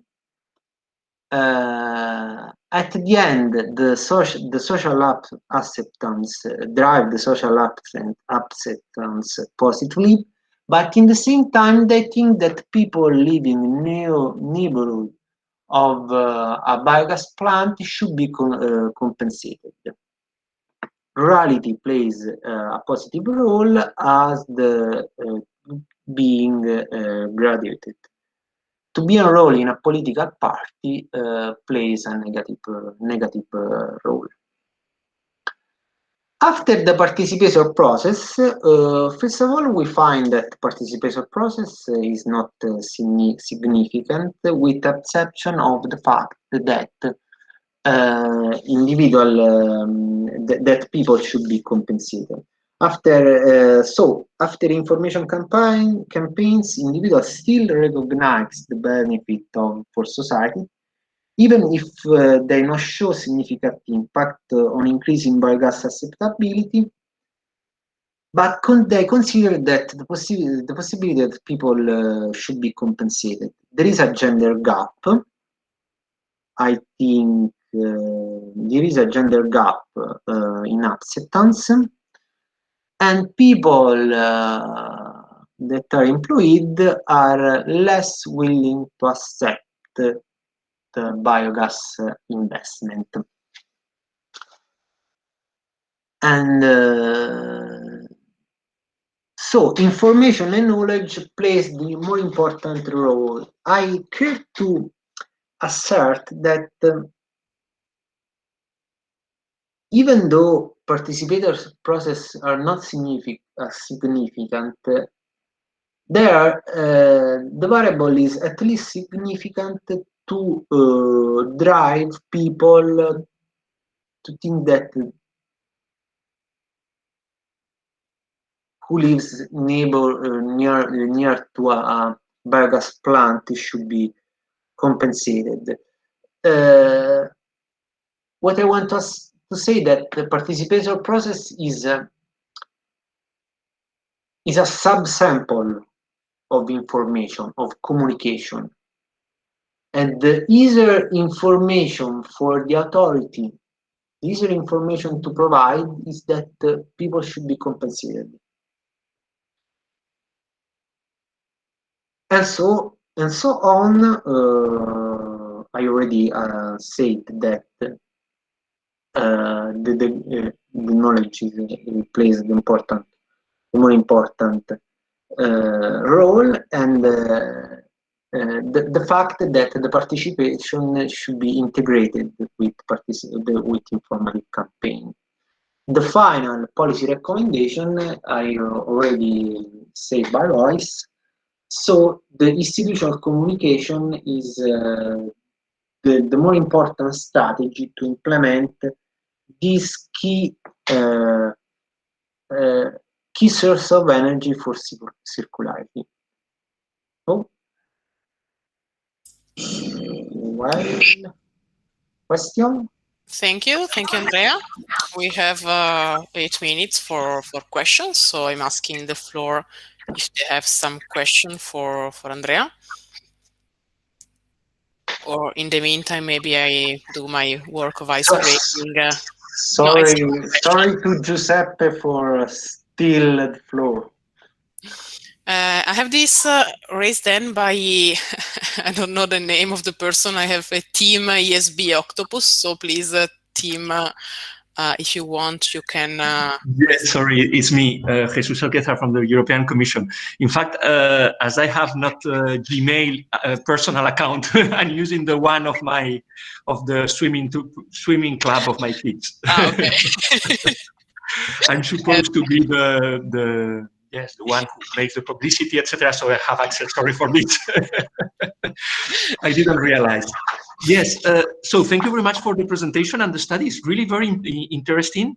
As I mentioned, I work for the European Commission, DG Environment, and biogas is indeed one of the technologies or the approaches that is really promoted, especially if coming from organic waste or agricultural residues.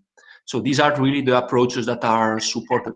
I don't know if your analysis and your study covers these different approaches to produce the biogas, because indeed you make a very strong link with the circular economy, which is really true when we talk about using these organic waste or residues. It's not so true when we are talking about more traditional ways of doing biomass based on typically food and feed crops. Thank you.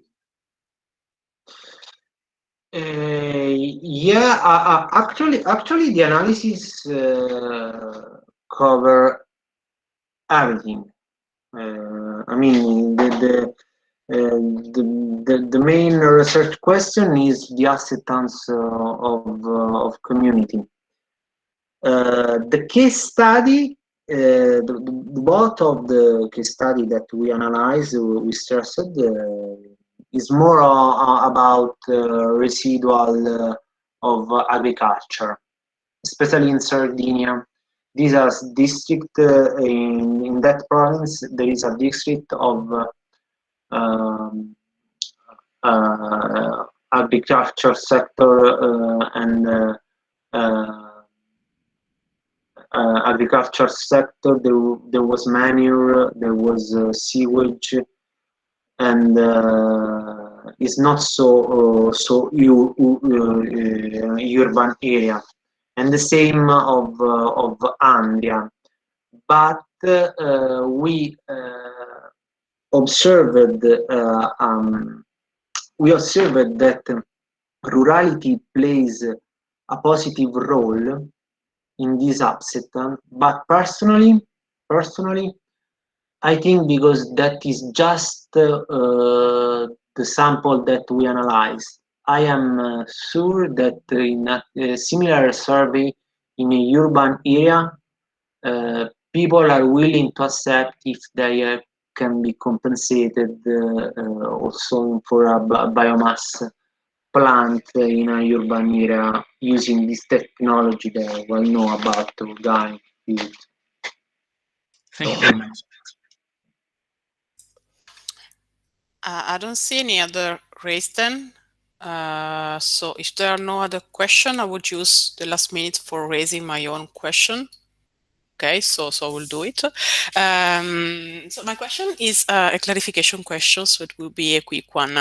I think I haven't got the way you used the composite indicator you described, and I think I also haven't got the way you constructed the composite indicator. I mean, if I understood it correctly, you basically have 2 dimensions out of the 3.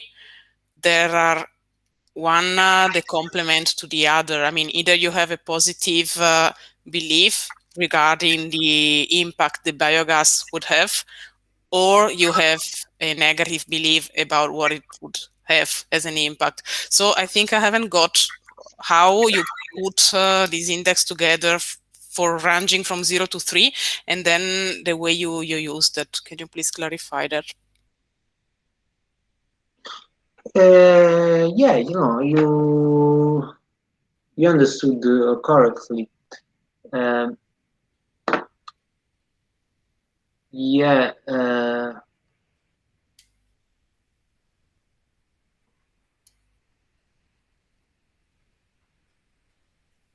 We just have I microphone? Yes, can hear you. Yes, we for the first survey we changed it in the first survey. We have I mean, here there is a typo. Here should be written second survey. In the first survey, we have this composite indicator. The acceptance is just the sum of positive impact, negative impact, and individual impact. Positive impact is positive impact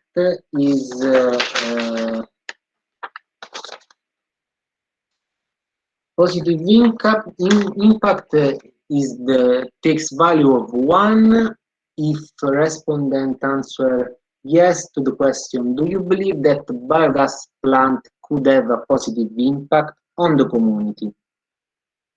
This variable negative impact takes value of 1 if respondent answer no to the question, do you believe that biogas could have a negative impact?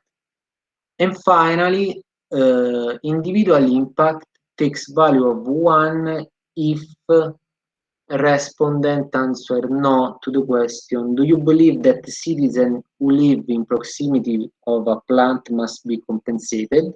And 0 otherwise. Acceptance is the composite indicator that takes the sum of these 3.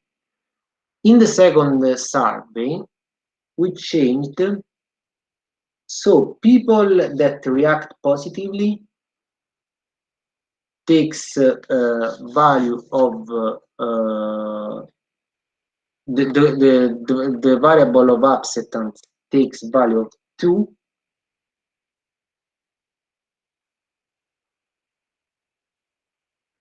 people that answer yes to this question, the variable takes value of 2.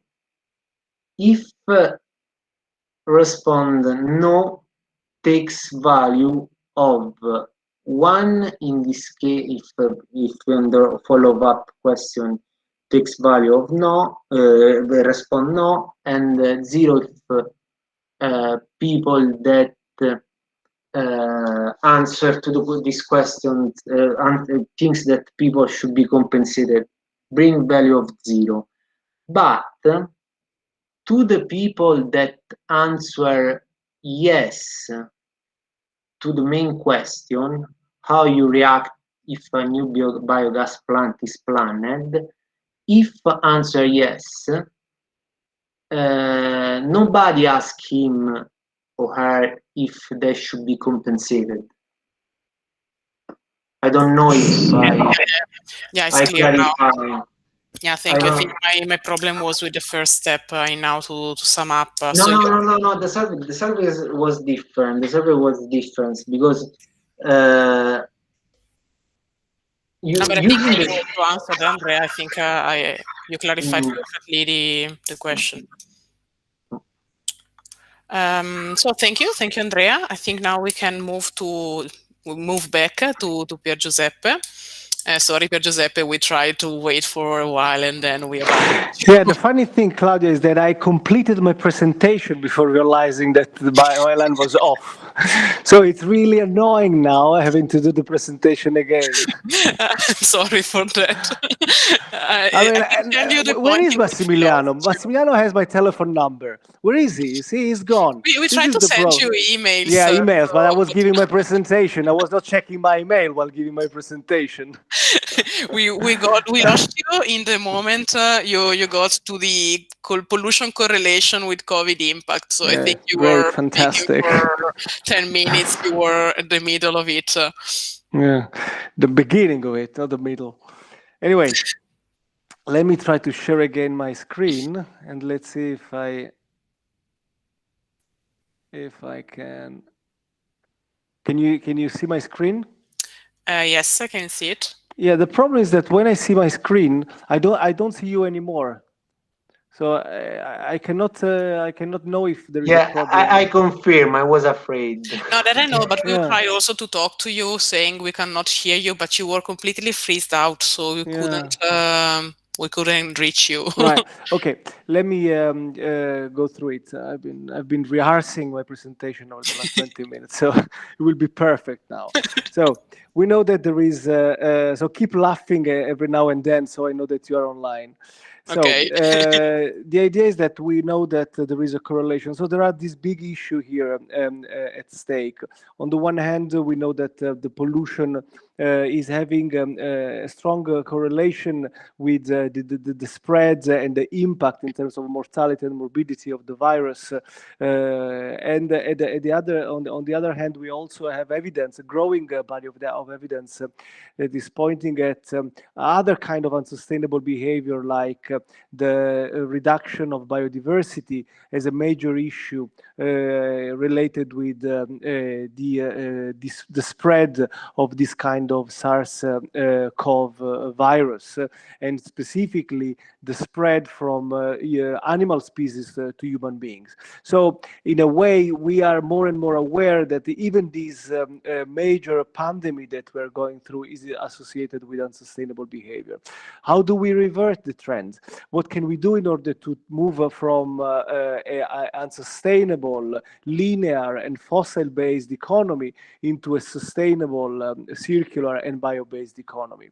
So basically, we have to make changes both at the production level as much as at the consumption level.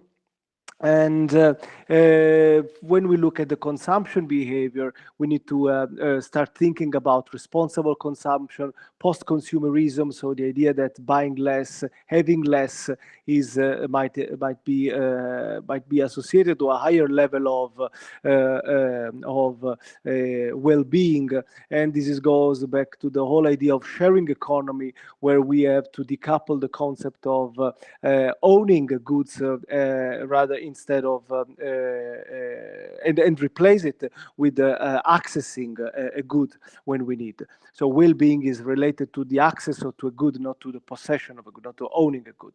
And then on the production side, we also have some major areas where we can make improvements in order to move towards sustainability. And we are talking about the production of bio-based products, the cascading use of resources, of natural resources, the utilization of organic waste streams as a fundamental feedstock for the production of goods. And then we have the whole issue of resource-efficient value chain, which in a way bring us back to the concept, to the issue of the pandemic, because especially when we look at the food value chain, the whole issue of global value chain versus local and short value chain has gained centrality in the debate. Then we have to discuss about how do we make this transition happening, and there is this heuristic that relates to the work of Gills and several other scholars, that is the multi-level perspective in the framework of sustainability transition. And the idea is that we have a stable configuration, which is the regime, which involves the several elements like policy elements, technological elements, power regime, power relations, infrastructural elements, competences, and some costs, which are making this regime rather a stable configuration, and are creating these lock-in effects. However, moving from such a regime into something new and more sustainable is possible. It's not impossible, and the idea is that in order to have this transition happening, you need to have a sufficient pressure coming from the landscape level that has to align with niche innovations that are sufficiently mature and developed in order to replace the dominant regime. So the idea is that the pressure coming from different sources of different elements of the society will open up this window of opportunity, and the mature niche technology will eventually replace the incumbent socio-technological regime. The major issue here at stake are relating to the uncertainty. We can divide uncertainty in two realms. So we can have techno-economic uncertainty and environmental and social uncertainty. When we talk about bio-based economy, circular bio-based economy, and we refer to techno-economic uncertainty, there are some issues associated with the technology available. There is a growing number of competing technologies that are developed in the bioeconomy realm. There is also uncertainty associated with the availability of resources. When we talk about feedstock, then and we talk about waste, for example, as a major feedstock, then of course there is a lot of uncertainty associated with the availability and the quality of this waste. From a chemical point of view, the oil is a very stable feedstock, whereas waste is very unstable and can very changing over time from place to place and over time. So these is all posing problems and uncertainty issue in the techno-economic sphere. And then we have the functionality uncertainty, which relates to the properties of the product. If we talk about bio-based polymers that are used for producing goods already existing, then we might have a different functionality. For example, if we consider plastic bags or shoppers that are used at supermarket, when we compare a fossil-based shopper with a shopper made with a bio-based polymer. In Italy, we have this large company, Novamont, that is producing shoppers using this bio-based polymer, which is made of matter B, and we know that it's improving a lot, and the functionality is becoming closer and closer to the conventional products. Are you still there with me? Yes. Okay. So other issues associated with uncertainty are related to the environmental uncertainty, and this is a major problem, a major point that we have to remember. The superiority in terms of environmental sustainability of a circular bio-based economy has to be proved. It cannot be taken for granted. And this goes back to what we were discussing before about the regulation, taxonomy regulation, and the needs, their needs for having robust and reliable standards. Then there is the social uncertainty. For example, this relates to the debate on food crops versus energy crops. And then we have the health uncertainty, which relates, for example, to possible toxicity of chemicals that are made out of biomaterial. So these are all things that have to be proved and shown that there is a superiority and when we compare to conventional products. To do this, we can resort to several methodologies. Some of them are based on life cycle thinking, some are not. But anyway, the idea is that there are several tools that can be used, hybridized tools, LCA-based, social life cycle assessment-based, or life cycle costing-based, but not just these kind of tools. There are also other tools that can be used. And this is what we did in the Star ProBio project, this European project I was mentioning at the beginning of my presentation, almost an hour ago. The idea is that we have to develop these principal criteria and indicators. And these have to be aligned with the existing standards. And we are now turning this, what we did in the Star ProBio project, we are turning it into pre-standard norms with the Italian standardization body, which is UNI. We are working on a prassi di riferimento, which is a pre-standard document that can eventually develop into a fully flagged standard to be adopted by the Italian standardization body, and hopefully also in a broader set of European countries, or even by the CEN, with whom we as Star ProBio, the CEN is the European standardization body, with whom we had a liaison as a European project funded by the European Commission. So what we did was to create this set of indicators associated with criteria and principle, and eventually we were also able to propose some preliminary benchmarks and threshold levels in order to make a comparison between the sustainability of a conventional product with a bio-based product. What I would like to talk to you today about is the second, another development of this project, which is basically these experiments that we did. So we know that it's very important to have these standards which eventually can lead to labels of sustainability. These standards have to, when we look at the bio-based products, the standards have to refer to, of course, the social, the economic and environmental pillars, but they also have to take into consideration other aspects which are very relevant for the bioeconomy transition, such as the use, the so-called indirect land use change, or the end-of-life options. So what we did was to create a tool for assessing sustainability along all these dimensions: environmental, social, economic, and a strong focus on end-of-life issue, as well as end-of-waste, end-of-life issues, as well as indirect land use change issues. So what we wanted to show, what we wanted to address was the existence or not of a green premium for bio-based products which bear a sustainability certification, which do have a label of sustainability. So the idea was not just to show that there is the usual green premium, but there is also an extra green premium that consumers are willing to pay for products which are certified as sustainable, along the line of what I've discussed and described before.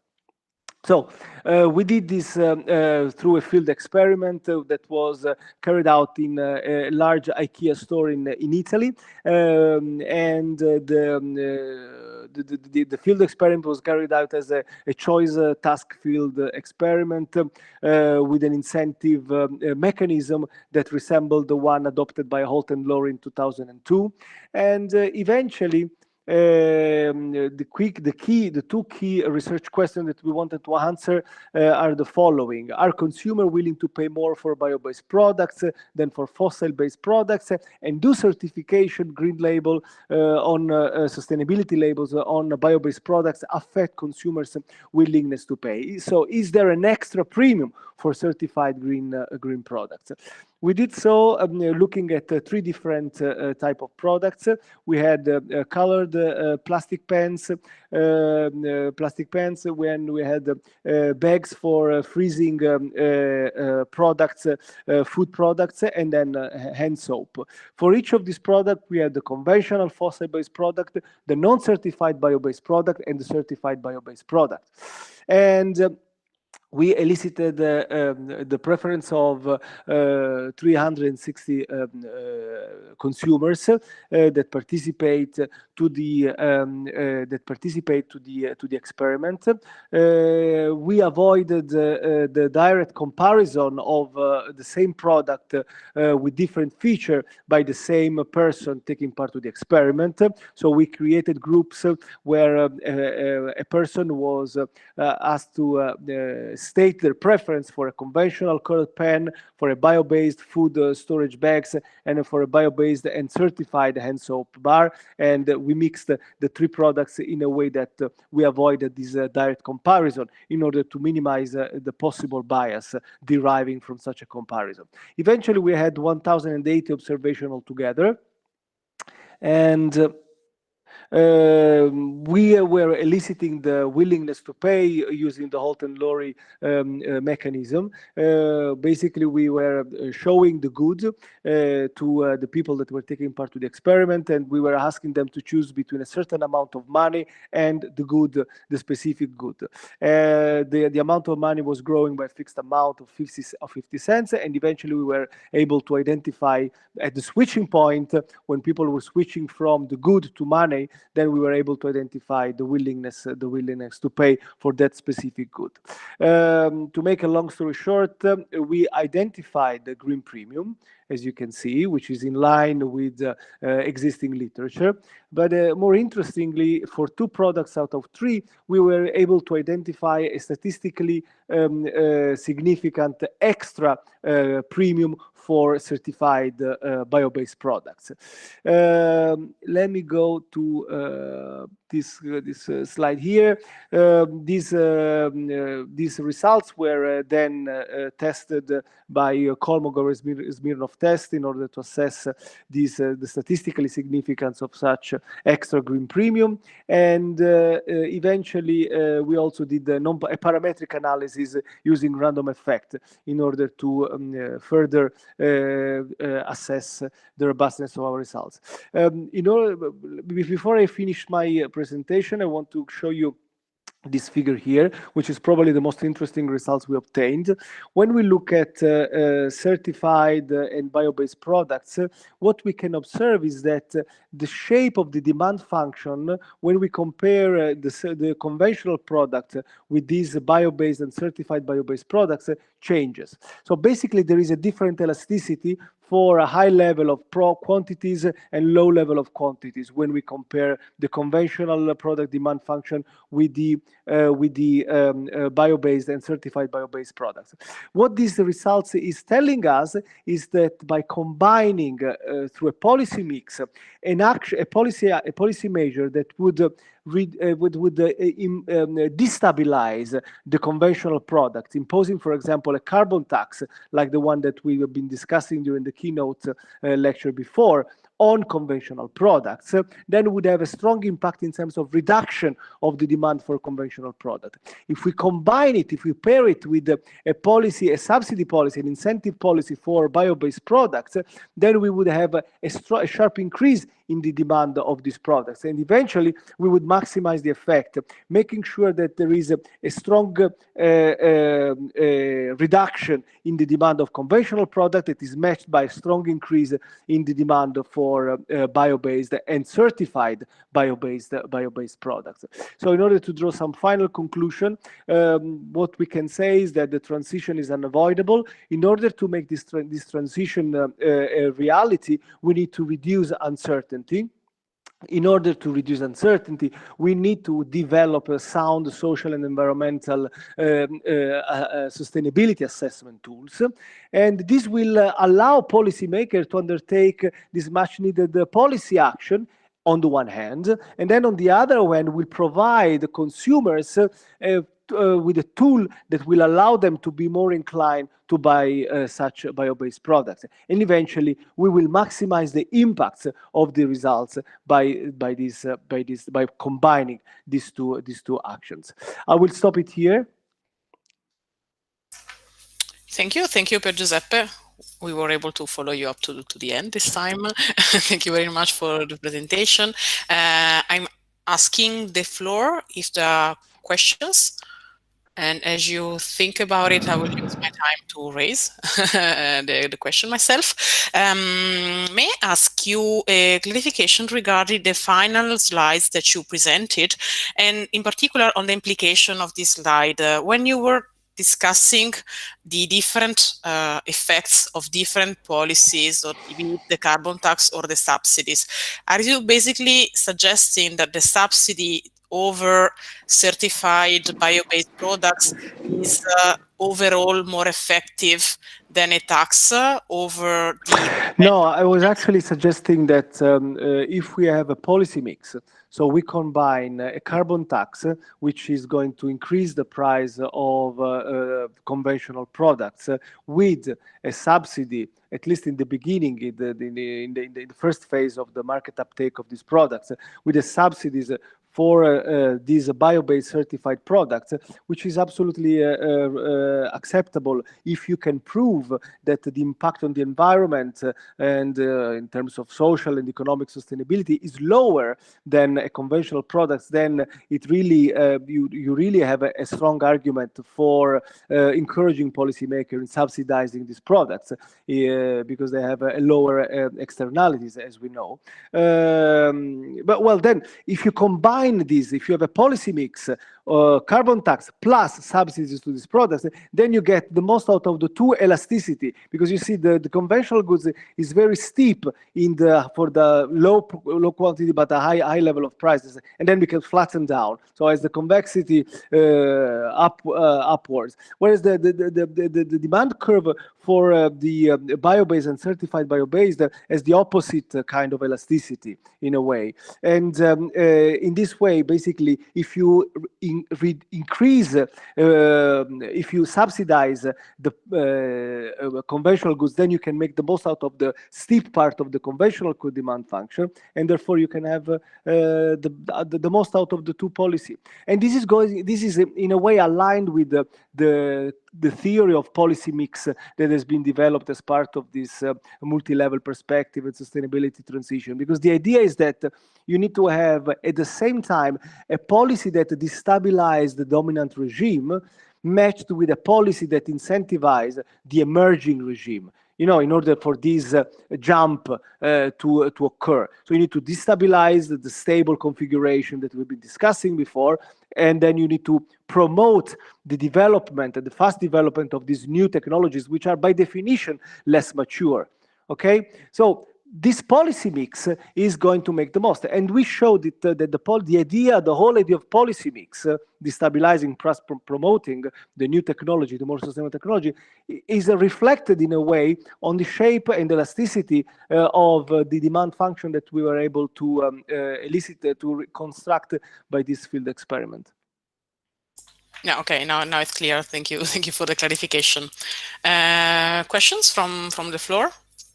Let me see if I have something in the chat. No questions. Sorry, Claudio Alvarez, I just read it, the point. Okay, then I think I will raise another question using my role of chair. When you were presenting the different options to the consumers in IKEA, did you have a real good for each and every product? So each bags, IKEA has a normal bag? No, this was done outside the store, right after the counter. And these were not IKEA goods, probably with the exception of the plastic bag for freezing food.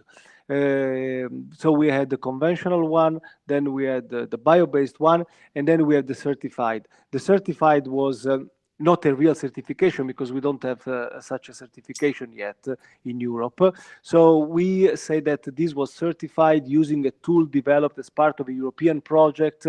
So we're giving information to make the person trusting the certification. Okay, okay, perfect. Now it's clear. Thank you.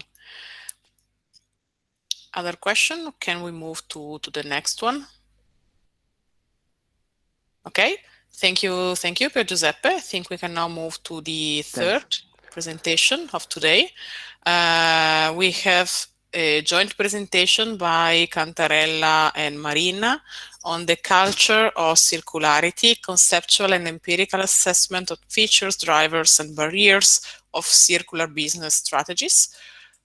When you're ready, you can start sharing your screen. Good afternoon to everyone. You're still sharing the screen, Pier Giuseppe, if you can stop sharing it. So, okay. Yes, please, Marco, Cantarella, if you... Now we can see your email. Or, I don't know if it's your, but we are seeing an inbox, so it's not really... Okay, Pier Giuseppe, we can still see your presentation. Yeah. I think above you should have a stop sharing option. There, interrompi presentazione, thank you. Okay, I have to upload my presentation. Yep.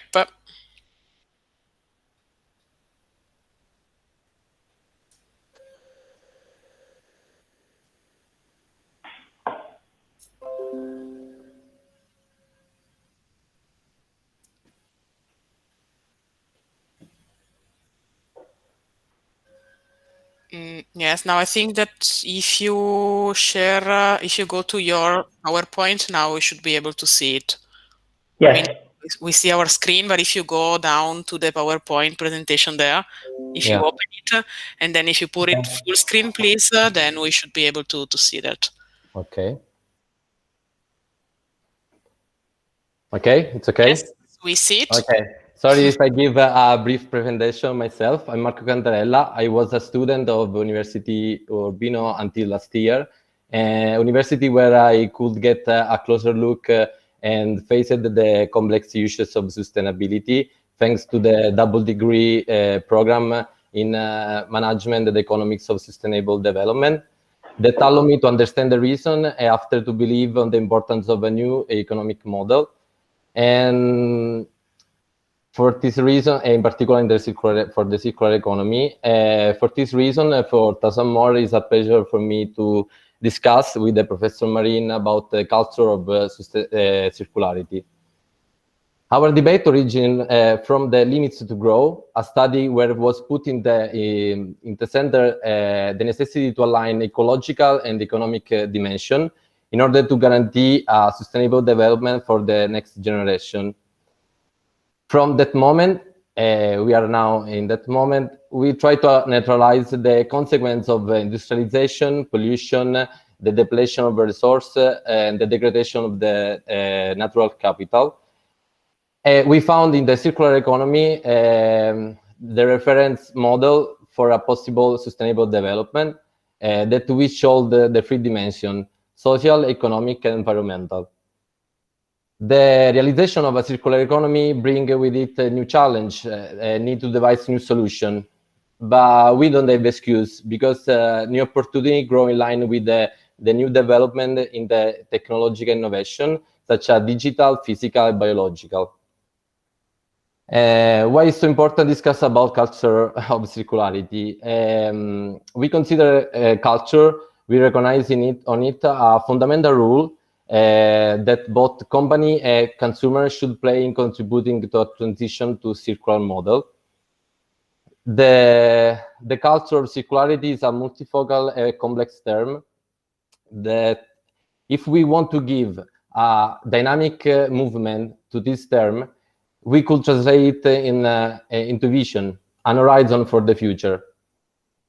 It is also necessary to define goals that aim to give a practical and effective answer to a lot of issues like new employment, improve the quality of life, aligned with the quality of environment, social equity, and more others. From our perspective, we need a society that collaborates, and a vision, a direction, where all the agents are involved with synergy through politics, education, entrepreneurship, research. It is important also to build a more efficient communicative bridge between the different disciplines.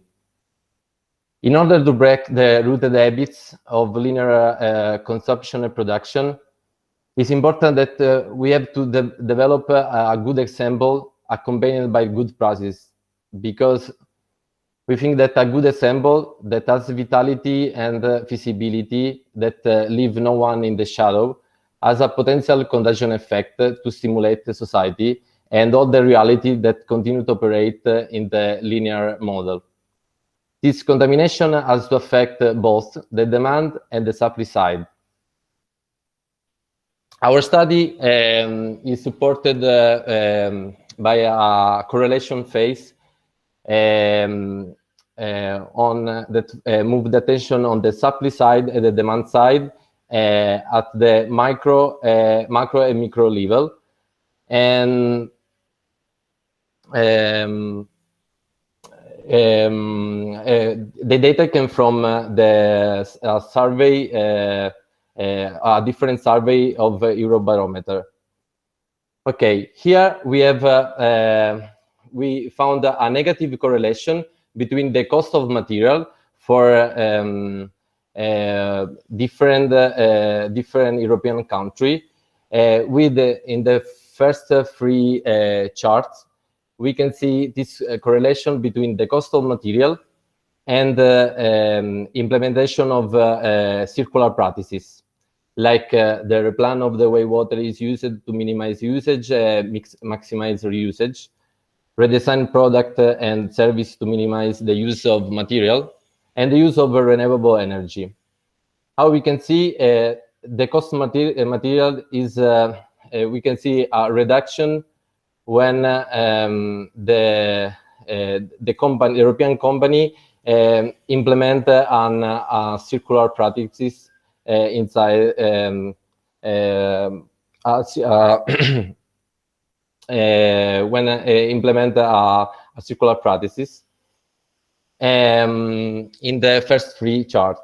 The last is connected with the perception that this company see the existing regulation structure not providing incentive to eco-innovate. With even is correlated with the cost of material. And maybe this is connected with the politics and the lack of vision of the company. But it's something that we can see, observe a higher cost of material when there is this perception that the existing regulation structure that don't provide incentive.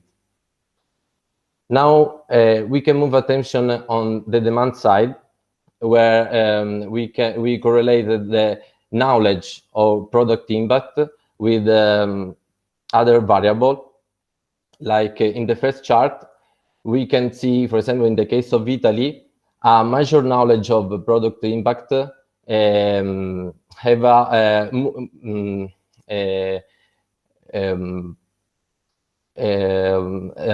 major knowledge of product impact move decision in reason of a less impact for the product. The second chart is move the attention to the willingness to pay a premium price. And so even here, the case of Italy, we can see, yes, a major knowledge of product impact, but the willingness to pay a premium price arrive until a point, because maybe there is a connection with the economic condition and other aspect. The third chart is referring about this contagion effect, because how the family and friend could consider using a good things, use eco-friendly product connected with the knowledge of product impact. The last chart is about the another important chart, because here there is a is correlated the decision to move your purchase to buy a product in reason of a less impact for the environment. If there is easily available to find this eco-friendly product in the shop. Now I leave the floor to the Professor Marin. Thank you, Marco. So this was the correlation about different variables at the macro level. Then in a second step of our analysis, we move at the more micro level of those surveys and consider for the demand side a quite simple cluster analysis, while for the supply side some conditional correlation to show the role played by the culture of circularity, both the demand and the supply side. So from the demand side, we have this survey, Attitudes of Europeans towards Building a Single Market for Green Products, that was run in 2015, which covers a representative sample of 2,600 individuals in Europe. And we consider for the profiling of individuals and consumers the importance given to different attributes of green product when it is time to select a product. So you consider the importance given to the environmental impact of the product, the importance given to the price of the product, to the quality of the product, and finally to the brand of the product, to see which kind of consumers in Europe, which categories are facing. And we will also see that consumers that have different characteristics in terms of importance given to attributes also end up having different habits and preferences about products.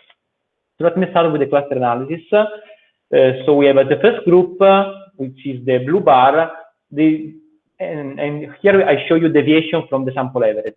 So we have the blue bar is always below the average, quite substantial in many cases, meaning that those people is not interested in any of the attributes that are listed. They're not interested in environmental impact, in price, not very much at least, in the quality, and even less in the brand. So this kind of consumers are pretty neutral and don't care much about the attributes of the products. In the second group, we have what we call the brand addicted, and they do not care about the environment because they care a lot about brands. You see the orange bar, they are the group that cares the most about the importance of the brand, but they don't care much about price and don't care at all about environmental impact. So their culture of being consumers is completely disconnected from the environmental impact of the products they consume and buy. Then we have a third group with the gray bar that we call the environmentalist. So the environment is their only key priority. They don't care about the price, the quality, and the brand. They just care about the environmental impact of the product. So they are activists. They're almost ideological in their selection of products. And finally, we have what we call the no compromise consumers. They want everything. So they want a good price, a good value for money. They want the environmental impact is low. They want quality, and they also care a bit about the brand. So we have different categories of individuals. And interestingly, what we found is that those different categories also end up with different motivation for purchasing environmental products. For example, if you remember the gray ones, were the environmentalists, and they care a lot about finding those products. So they are activists and they want to find products on the shelves when they go for shopping. While, for example, the orange ones that were the brand addicted they find not even one motivation for purchasing environmental products.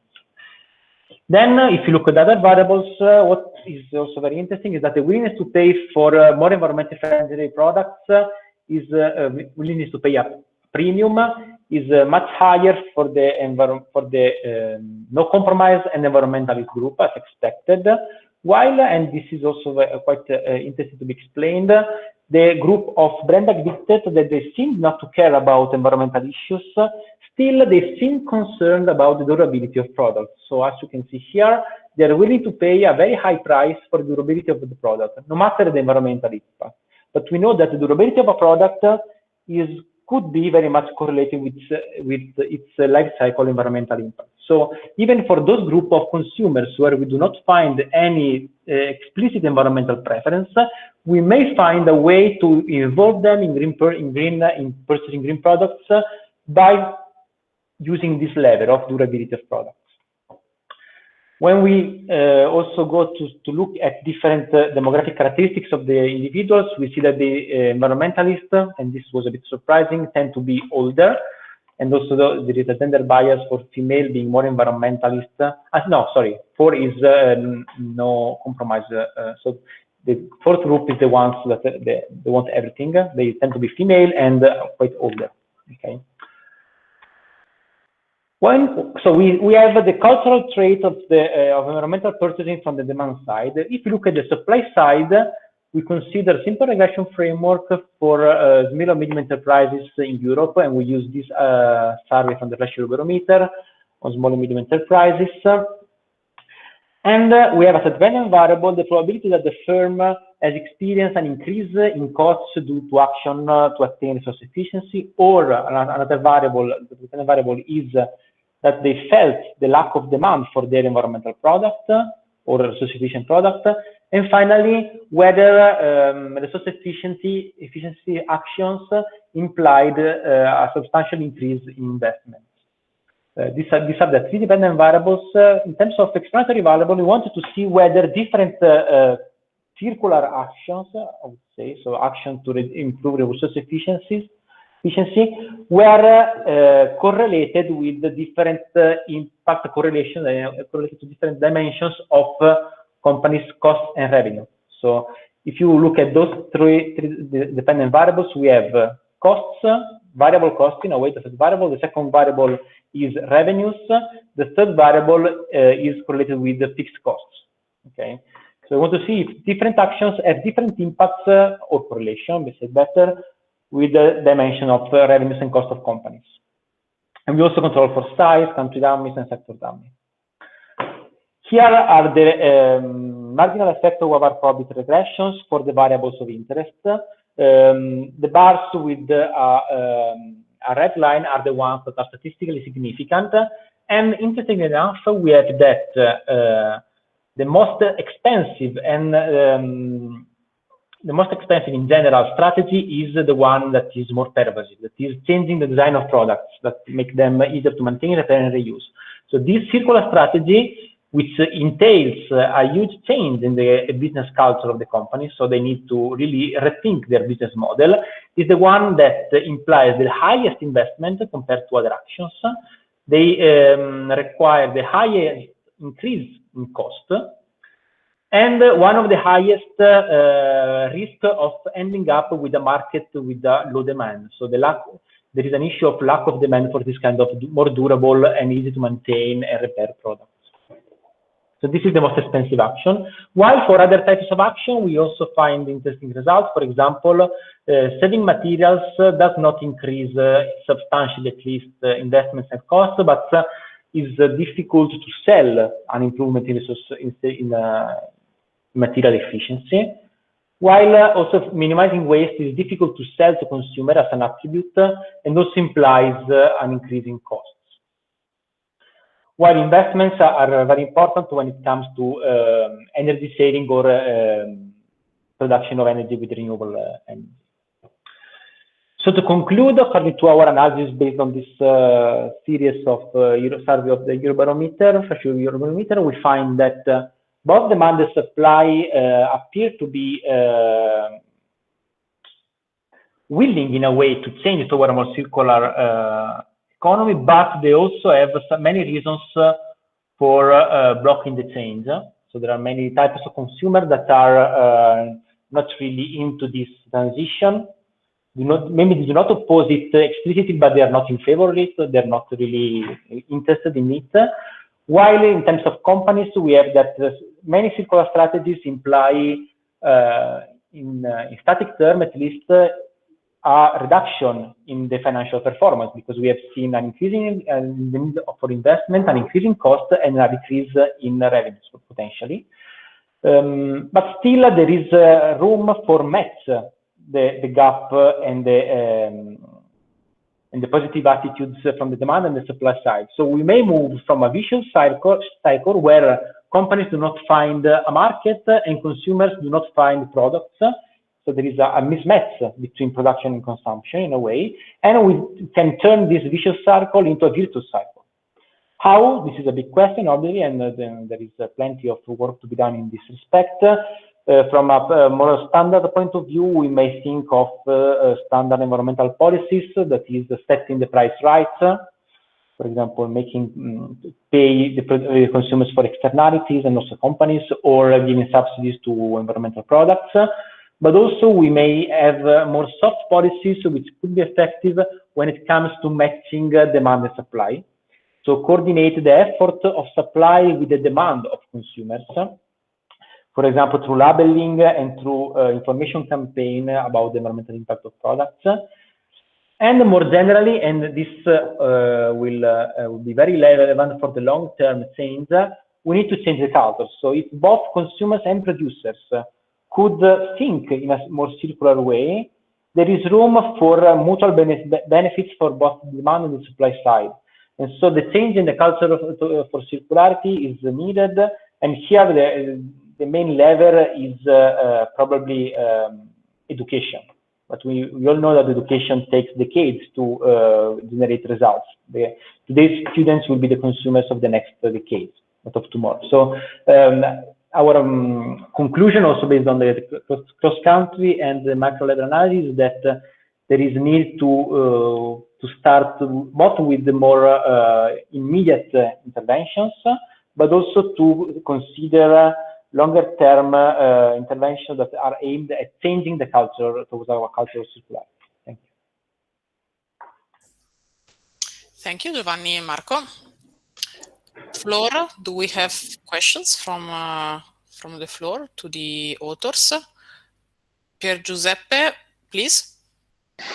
Yeah, thank you for this interesting presentation. I have a couple of clarification questions.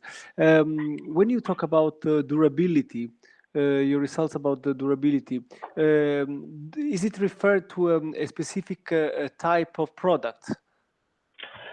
No, it is not. It is in this survey there is no breakdown by type of product, so we do not know whether they consider durable products or not.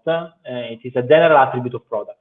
So unfortunately, we cannot distinguish between different types of products. Okay. And another issue relating to the four type of consumers that you were able to identify.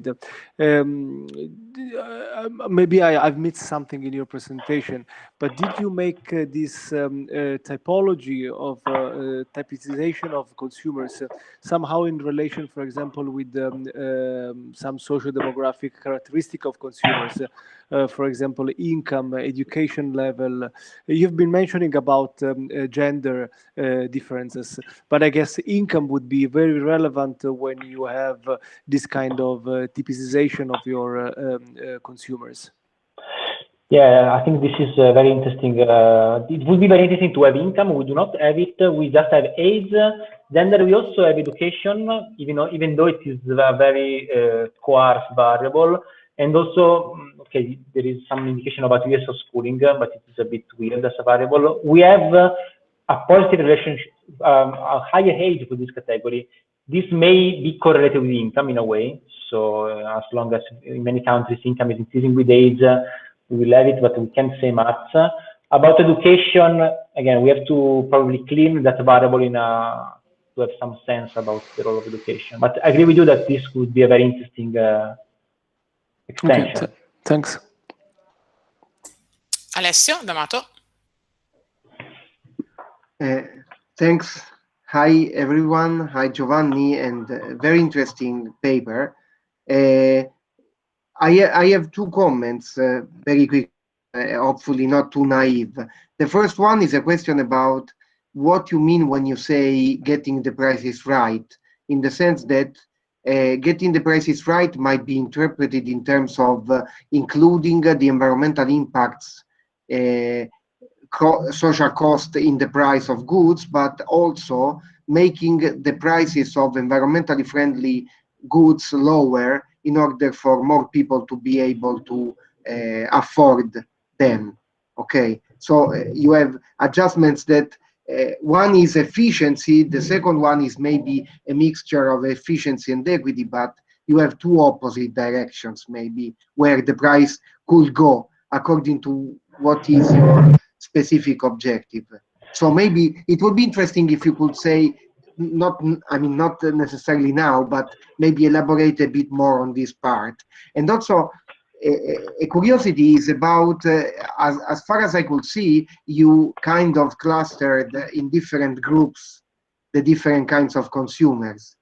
And so for some groups that have more attention to the environment, the attention to the price is close to zero, if I got it right.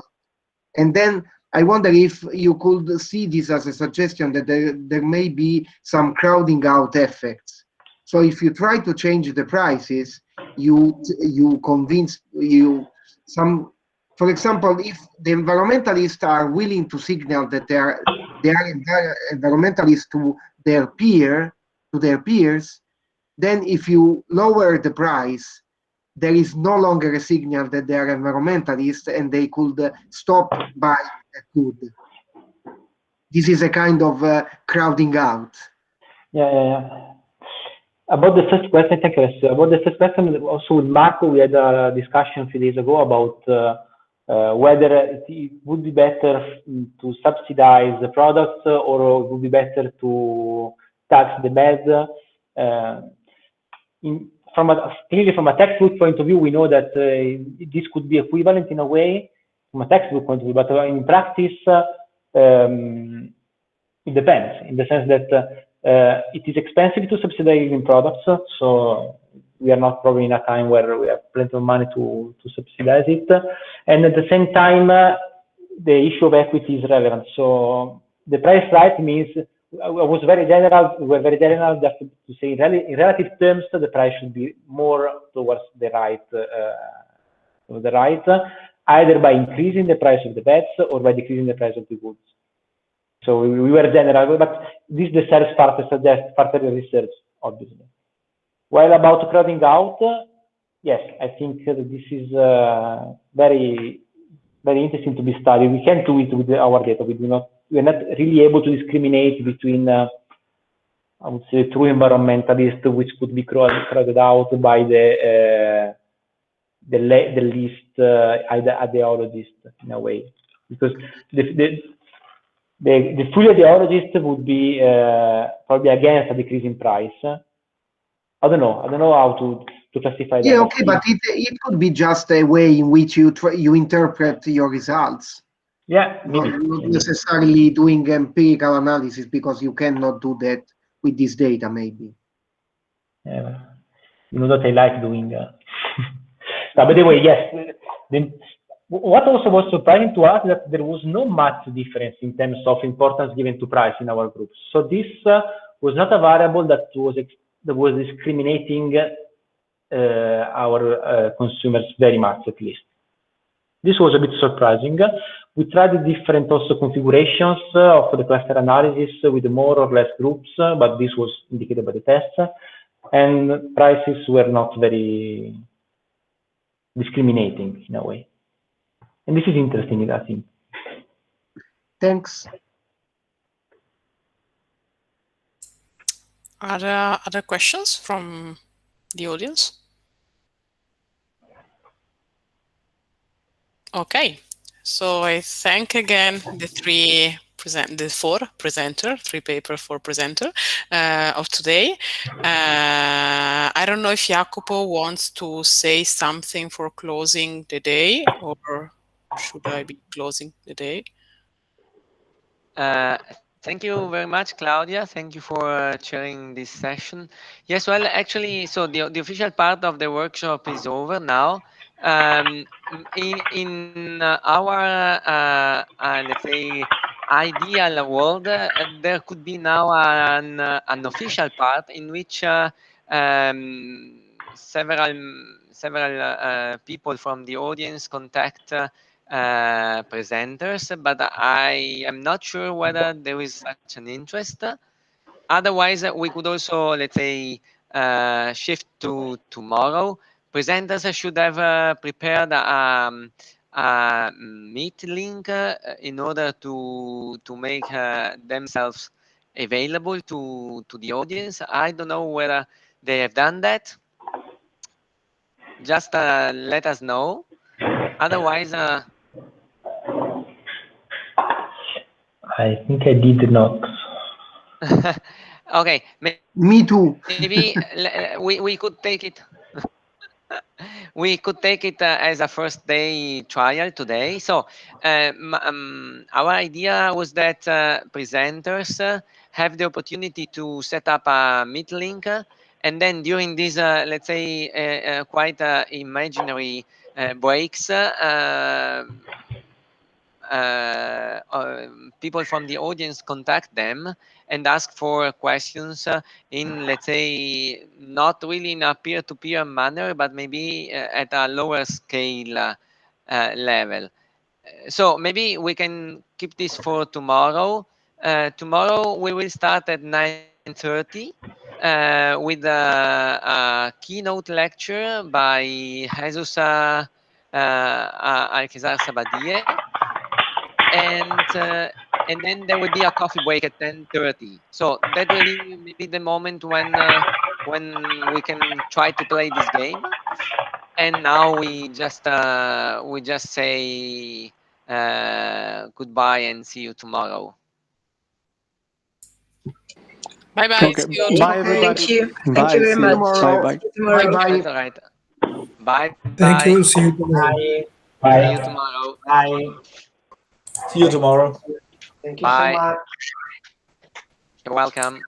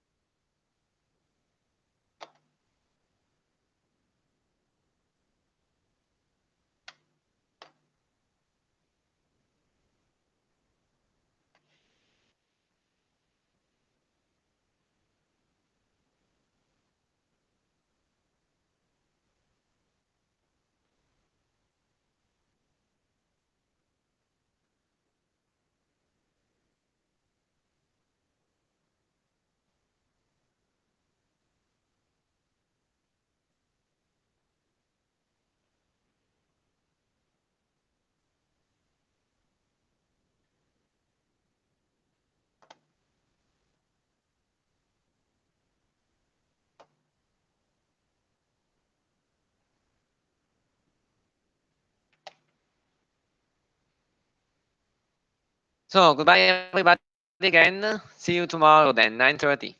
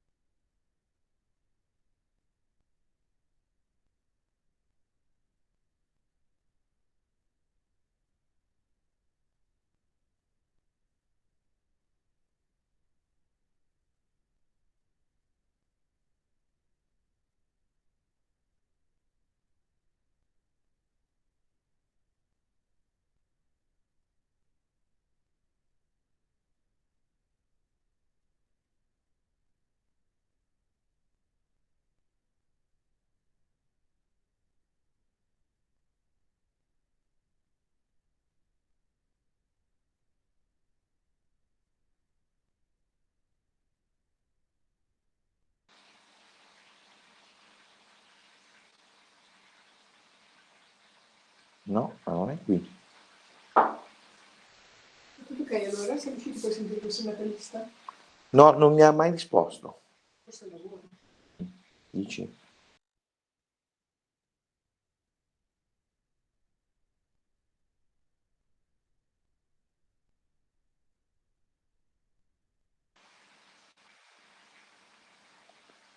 Pronto, ragazzi? Francesco? Marianna?